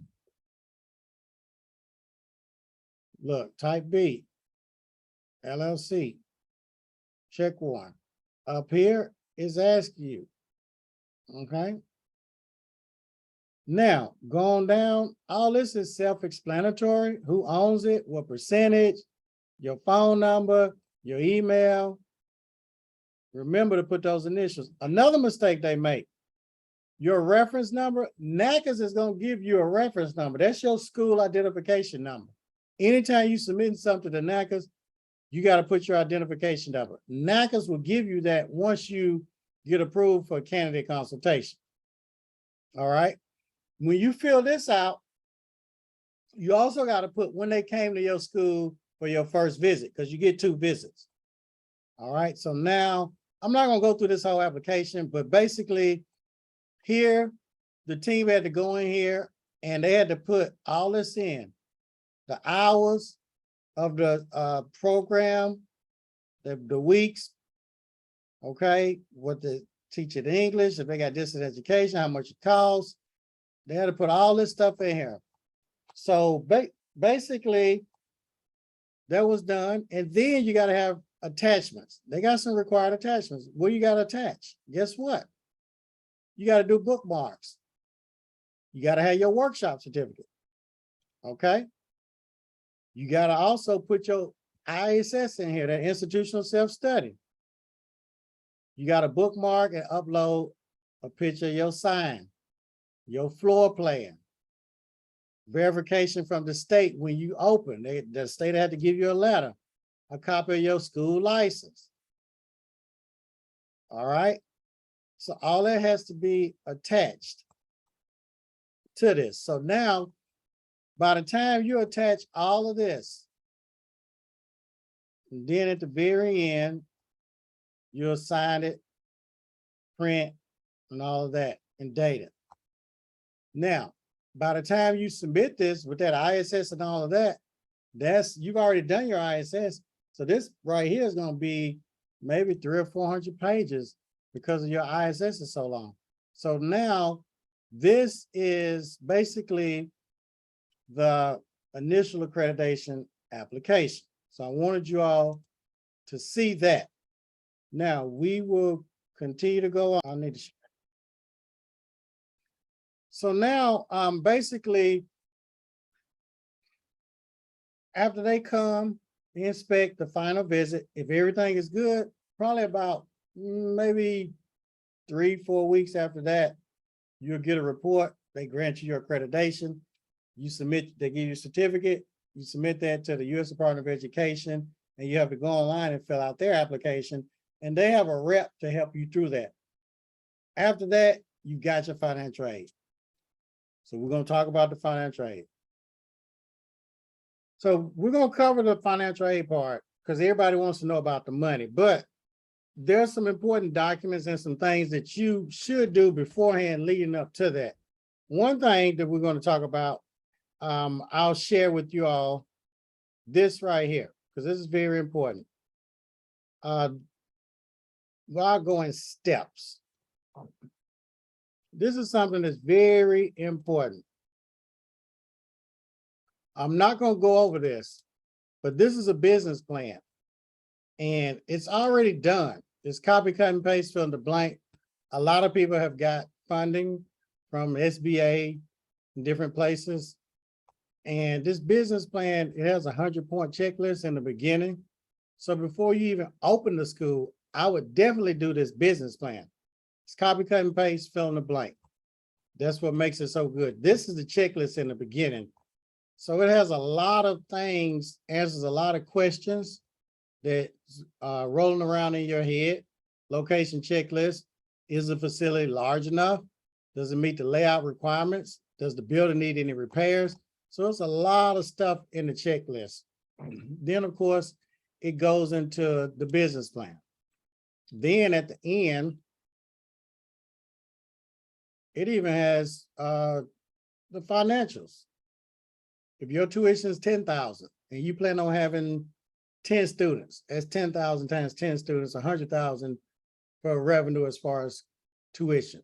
If you're going to make an estimated, just say $1,000 a week on the clinic floor, and you're open for 50 weeks, because 2 weeks you may be closed, Thanksgiving, Christmas, that's 1,000 times 50 weeks, that's 50,000 brought in. If you're going to make $100 a week for product sales or whatever, then that's $100 times the 50 weeks. What is that? 5,000. So you can add that up. So it has an expense chart, which all of these are examples. It's not concrete. These are examples for you to put numbers in that fit you. All right, so that's the business plan. Now, and we have videos too, just talking about the business plan. Next thing, we got employee handbook. Great thing about this employee handbook, you can alter it to fit you. All you do is download it, copy and paste. Not only that, we got employee applications. Here's the application. Have your employees fill that out, a potential employee. It's already done. Have them sign, do all of that. The next thing, we have a policy procedure manual. It's very detailed. It's 181 pages. Click a button, download it. You can copy and paste, and you can always put your stuff in here. I'll give you an example, like the opening school checklist. Some things on here you may want, some things you may not want. I got turn off the alarm and outside lights. Did you arrive at school on time? Turn on the inside lights, put the open side on, put good music on, put the thermostat on, the wax machine. Some of this stuff may not pertain to you. Some of it does. School closing checklist, empty trash cans. I had this for all my instructors at all my schools. I wanted it very detailed, so they would not have any excuse of why something was not done. Student checklist. They got to park their car on the second row. They can't park right in front of the school up front where clients park. Clock in on time. Cut your cell phone on vibrate, because a lot of times students' phones will be ring, ring, ring. This checklist had them to sign that. Now, anybody at the end of the week that had all good checks, guess what? They got a prize. We had student of the month also. We're going down. Wholesale vendors and contacts. These are the wholesale vendors and contacts. If you click on these links, Burmax, that's where you can get all your mannequins and all that. I'll just click here so you can see. It has everything on here. Now, one thing about it, they don't have prices, and I'll show you. There are no prices on here. You can click on it because they give school owners wholesale prices. So that's Burmax. So you have a complete vendor list for you to go by.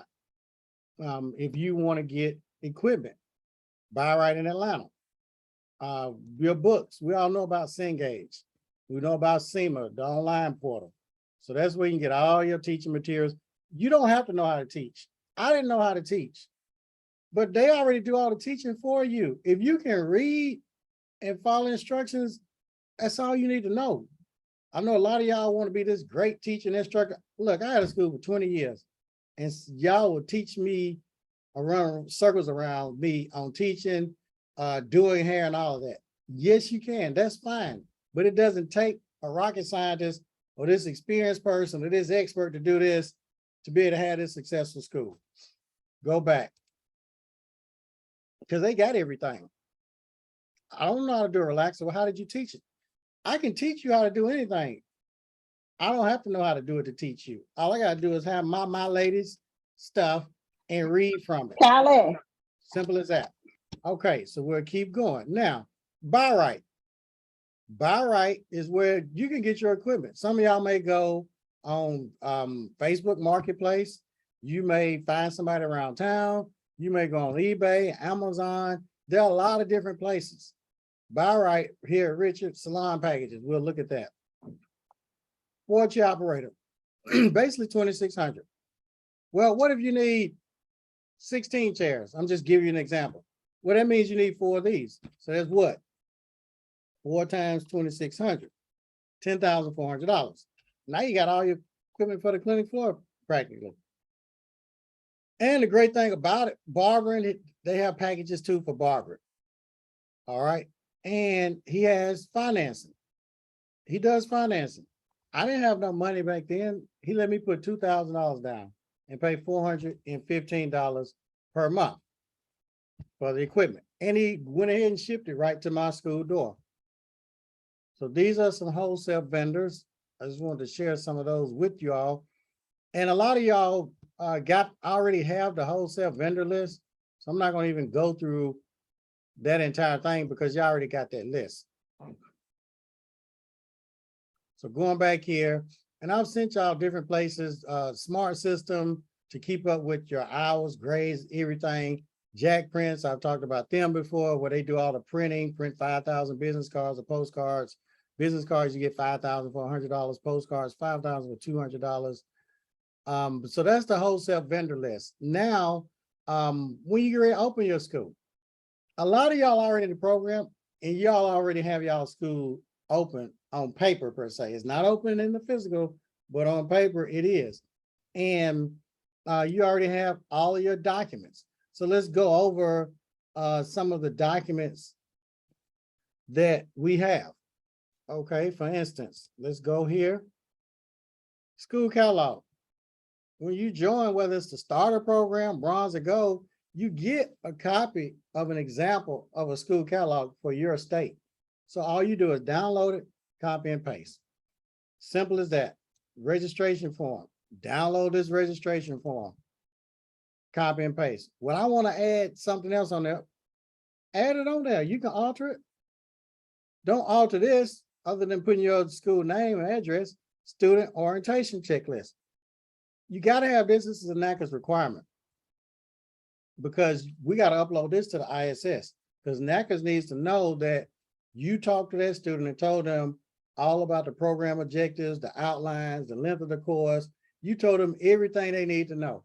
By a student filling this out, dating it, checking it, doing all that, signing it, dating at the bottom, that's saying that that student understands everything because students will get amnesia. They'll try to take you to court. They'll try to do all kinds of crazy stuff. You're going to get a crazy student. I can literally guarantee you that you're going to get a crazy student. Matter of fact, you're going to get several of them. So that's why you need these documents, documentation, these conversations. Oh, well, they didn't explain this, so they didn't tell me this. Oh, yes, they did. You checked all of these and you signed and you dated it before you start the school. Make sure this is signed on the date they start or before they start. Keep this for your documentation. Enrollment agreement. Well, they didn't say this or that. Oh, yes, they did.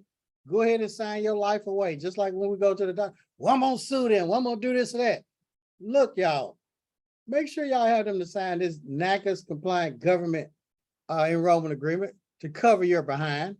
Simple as that. It's already laid out, the wording, refund, policy, calculation, all that stuff is in here.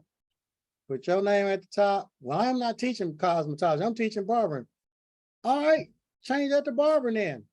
Well, I'm teaching cosmetology and aesthetics. Okay, we'll put cosmetology and aesthetics. How many? Well, mine is not 600 hours, it's 750. Okay, change that 600 to 750. Everything is laid out for you all. The placement, all these sheets that you need, everything is laid out. Advisory committee survey, here it is. Current student survey, it's already here. Student put their name, date, how many hours they got, what course they in, go in the classroom. I need all y'all to fill this out. Boom, they fill it out. Look, put it in the folder. Current student surveys 2022. That's simple. Satisfactory academic progress reports. We already had these. Graduate surveys. When that student get ready to graduate, have them in the office because they got to sign papers anyway. Have them to fill this out. Put it in a folder. That's simple. Employer graduate surveys. When they graduate and they go work at a shop, simply pick up the phone, call them. Hey, this is such and such Barber Beauty Academy. I'm checking on Beyond the Queen Bee. I'm checking on Charlene, the Courtney, Jason, Lisa. I'm checking on Michelle Barnes. What's her cutting skills like? Oh, shoot, her cutting skills are off the chain. I'm checking on Regina. Regina is one of my best employees. I'm checking Tanisha. Oh, that Tanisha can sure do some hair. So, and then you just fill that out, put it in the file. Okay, simple as that. So you're gonna need all these NACA's compliant documents. A graduate, y'all can make this on Canva, a graduation certificate. Student sign-in sheet. You can click on this. This is a sign-in sheet. Withdrawal. This is something. When a student withdraws, you put them out and or whatever, terminate. You have to fill out this refund calculation. In the program, we have videos showing you exactly how to do that. The Gold program will fill it out for you. You definitely want to fill these out because when NACA's comes, this is one of the things that they write a lot of school owners up for. Students terminated, withdrew, quit, whatever. The school did not do this. Well, I didn't owe them no money and they didn't owe me no money, so I didn't do it. It does not matter. You still got to do it, whether you owe money, they owe you money, or nobody owes nobody money. It's mandatory that you fill out this withdrawal record and settlement calculation worksheet and fill it out correctly. Some schools don't have them. Some schools do, and they do it wrong.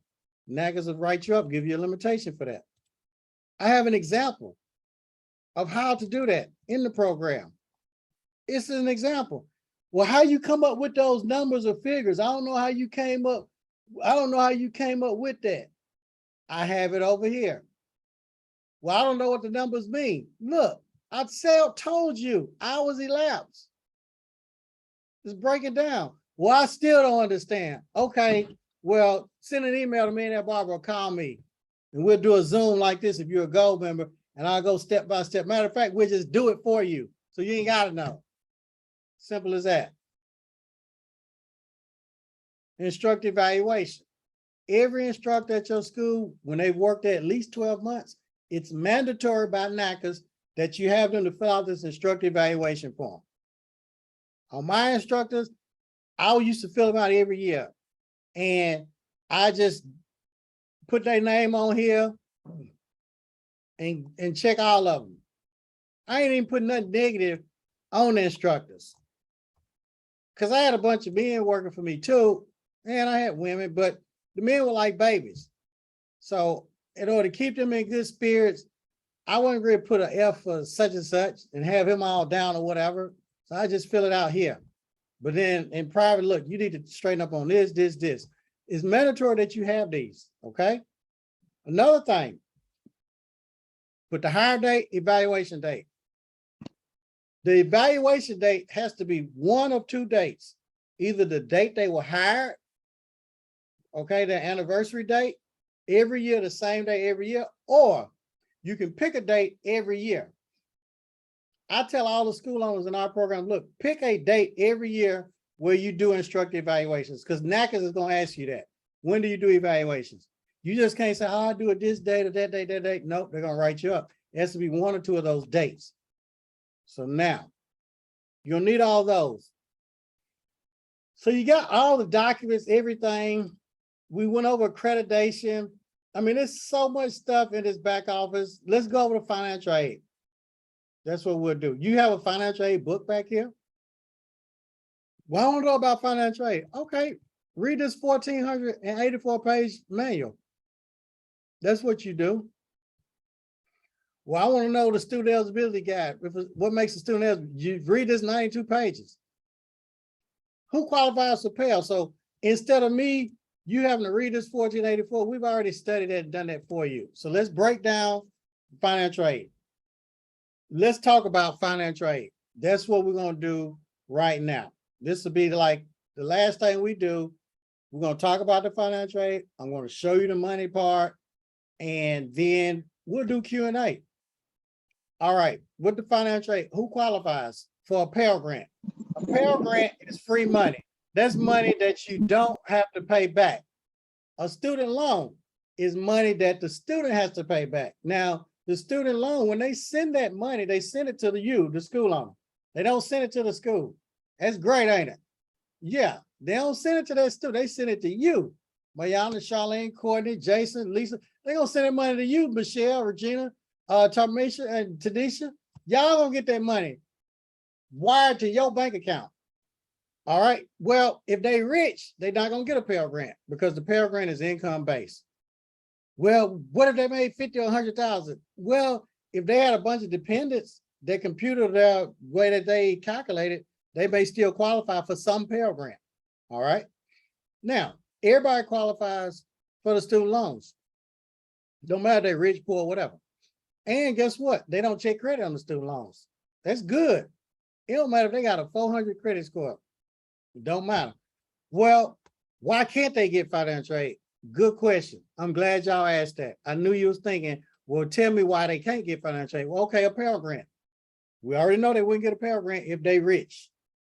Two, if they went to Michelle Barnes School in South Carolina and got financial aid, student loans and all that, then they go to Louisville, Kentucky to Lisa Wilson School and apply for financial aid, but the loan that they got for school at Michelle Barnes in South Carolina, they defaulted on it. They didn't pay it. Guess what? Now they go to Lisa Wilson School in Louisville, Kentucky, thinking they're going to get financial aid. Well, when you get approved for financial aid, the government gives you this secret portal. Now, Lisa puts in that student's name, date of birth, okay, and social. Boom, comes up, hey, this government system says you're in default from Lisa Barnes School, from Michelle Barnes School in South Carolina. So what you're gonna have to do, you're gonna have to resolve it. Let me print this out for you and give this to you. This is what you owe. This is the number you need to contact. They can make 6 consecutive monthly payments for 6 months, or they can pay off the whole thing one time. Well, can I make 6 payments in 6 days? No, you cannot. Why? Because it's the rules and regulations from the government, the federal government, 6 consecutive payments for 6 months. One payment January, one February. That's how it is. Now, okay, another reason why they wouldn't qualify.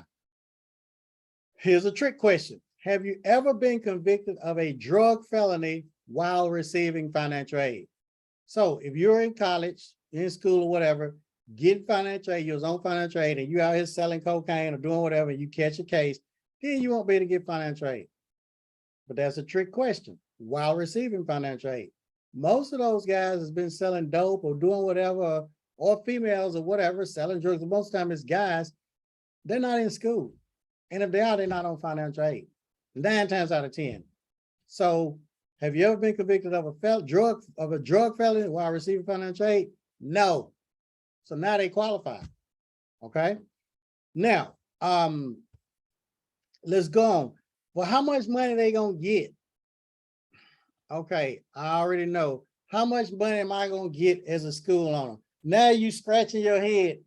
How are these school owners making all this money? How are these people becoming multi-millionaires?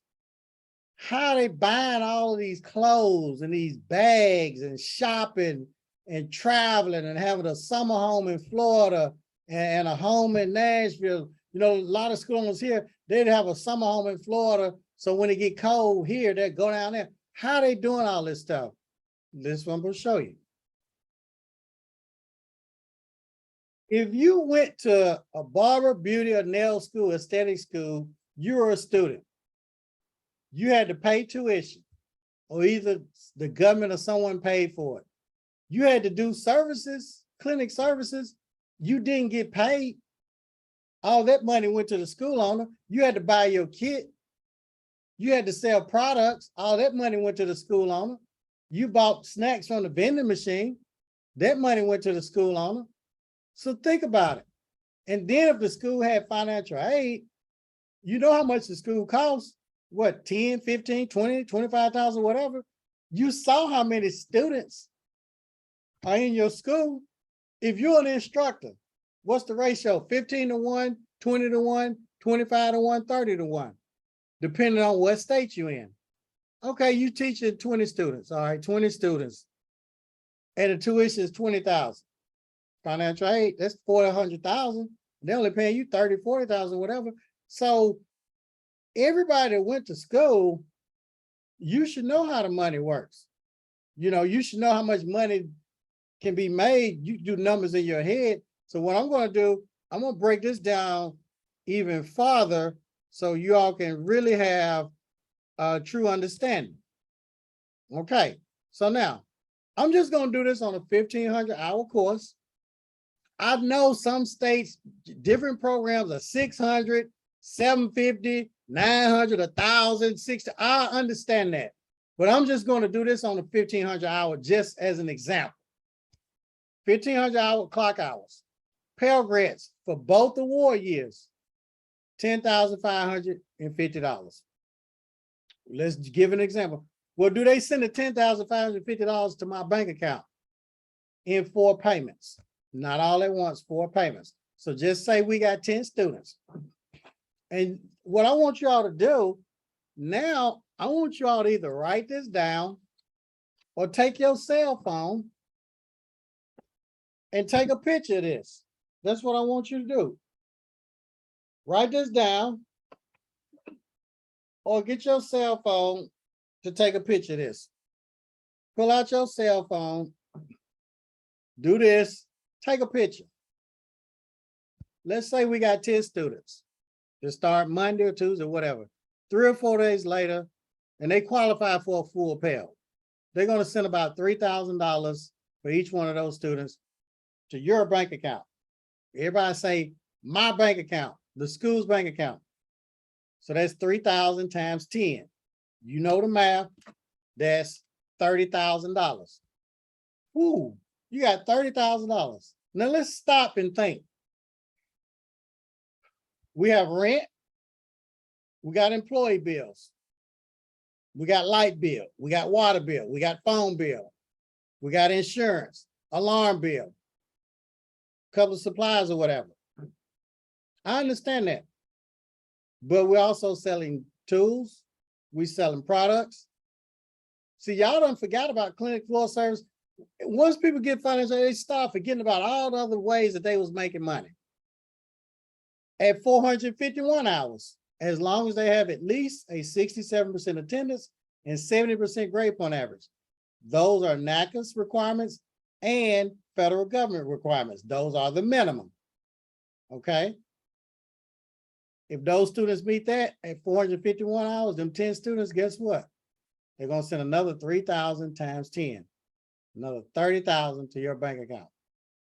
At 901 hours, same thing. Now, they'll send 2,000 times the 10, 20,000, 1201, the same thing. Think about this. Well, what if I enroll every week like I did? Hey, you're going to be getting paid. Every month you're going to get paid. If you enroll once a year, enough, you'll be paid. But you can have continuous enrollment. Now, this is how that works. Well, how do you keep up with all that? I'm glad you asked. The software system, they have Genesis, they have Fame, they have Smart System, they have Discovery Pro, Prestige. There are a lot of software systems in there, and you put the student's name, phone number, social, all that in there, the date they started, how much their tuition is. And then there's a time clock that you put on the wall or whatever, and it's connected to that computer software. So when people either look at it, put their finger on it, swipe a card, guess what? The time goes in and it goes into their software. So when that student hits 451, and you put the grades in there too. So they got at least a 70% grade point average and at least a 67% attendance. Guess what? Is when they hit 451, it sends a signal to the government, Department of Ed, and guess what? Boom, they wire the money to your account. That's how it works. Well, how'd you keep up with all those student hours? I didn't. The computer system did. I had over 200 and some students at one school, y'all, for years. How do you keep up? I had a computer system. So you can imagine the type of money. Okay. Now, next question. Let's play a game. Instructor teaches 20 students at $20,000. You're accredited, so you're getting 20,000. I know some ratios are 15 to 1. I know some are 25 to 1. I know some states are 30 to 1 because we work with all 50 states. I'm just doing this as an example. How much your instructors get paid? Okay, you done made them 400,000. More than that because you working on the clinic floor, doing hair, styling hair, generating income from that too. So you probably done made them 500,000 for the year. How much the instructors get paid? Some of y'all instructors, you don't have to tell us your pay, but y'all know about how much instructors get paid, teachers. Okay, so we'll go on. So I'm just showing you this because the amount of income that they're going to bring in, the money they're going to make you, and by the time you get quite a few instructors, you really don't even have to go to the school. You don't. For years, I worked at my school, I think Tuesday and Wednesday, sometimes Tuesday, Wednesday, Thursday, never Friday and Saturday. I wasn't gonna be on no Friday and Saturday because I put my time in. Well, I love this profession, it's my passion. Okay, fine. But you got to start rewarding yourself too, because time waits on no one. Next step. I knew y'all was gonna ask me about the loans, subsidized and unsubsidized loans. I'm glad y'all asked about that. Here it is. Okay. Now let's talk about this. The subsidized and unsubsidized student loans. Well, we're doing it on a 1,500 hour. Well, how much money can they get? About $15,000 to $16,000. Well, who gets the money? Who they gonna wire their money to? You all. Great. Okay. We talked about the NSLDS system. That's that software program where you can put the student's name, social, date of birth to see if they're in default. Now, after the student has been there 30 days, remember we had them 10 that started? They're not gonna wire that money 3 or 4 days, the student loans. They'll send that 30 days after they've been in school. How much? About $4,700 per student. So them 10 students, we already got 30,000 from them, remember, from the Pell Grant. They do student loans, guess what? 4,700 times 10, 47,000. Now, if we do 30,000 plus 47,000, then we know that that's 77. What is that? 77,000. Boom. Then we got in 30 days for 10 clients. See, when you open the school, those are your clients. Your students are your clients. Who you know got 10 clients and I got 77,000 from them 10 clients in 30 days? Who? I don't think you know nobody in the shop like that. How many heads have you done as a school owner? You, 0. You ain't touched no curling irons. You ain't touched no clippers. All you're doing is walking around using your mouth. If you hired an instructor, you probably didn't do nothing. Think about it. What happens when they hit 451 hours? Remember, software system checks attendance, make sure it's at least 67%. Grade point average, make sure it's at least 70%. Correct? Now, if it is, guess what they're going to do at 451 hours? They're going to send the Pell Grant, which is 30,000. And at the same time, they're going to send the student loans, which is 47,000 for them 10. So at 451, if all those students hit on the same date, which they won't because everybody does different hours, different days or whatever, they may be absent or whatever, but around that month or whatever, they'll hit 77,000. Make sense? Okay. Now, 901. Guess what? Student loans, 3,500 a student. So that's going to be times 10, 35,000. Okay. That's right here. That's 35,000.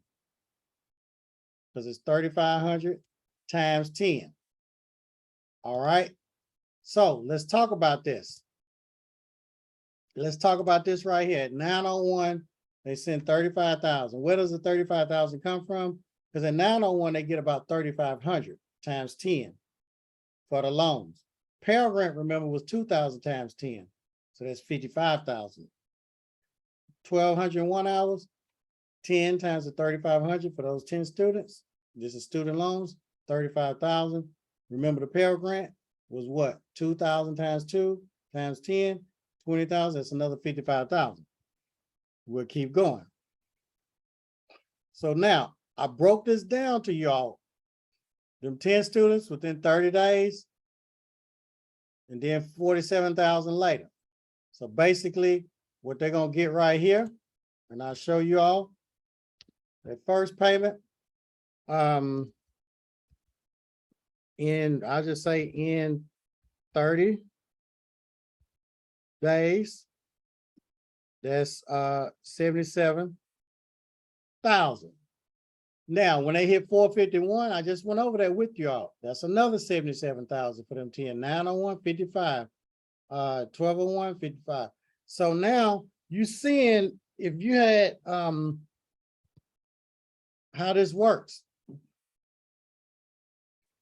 you see that? Now, we don't even have to talk about 200 students, 100 students and all that. I just wanted to break this down for you all. So that was 10 students right here.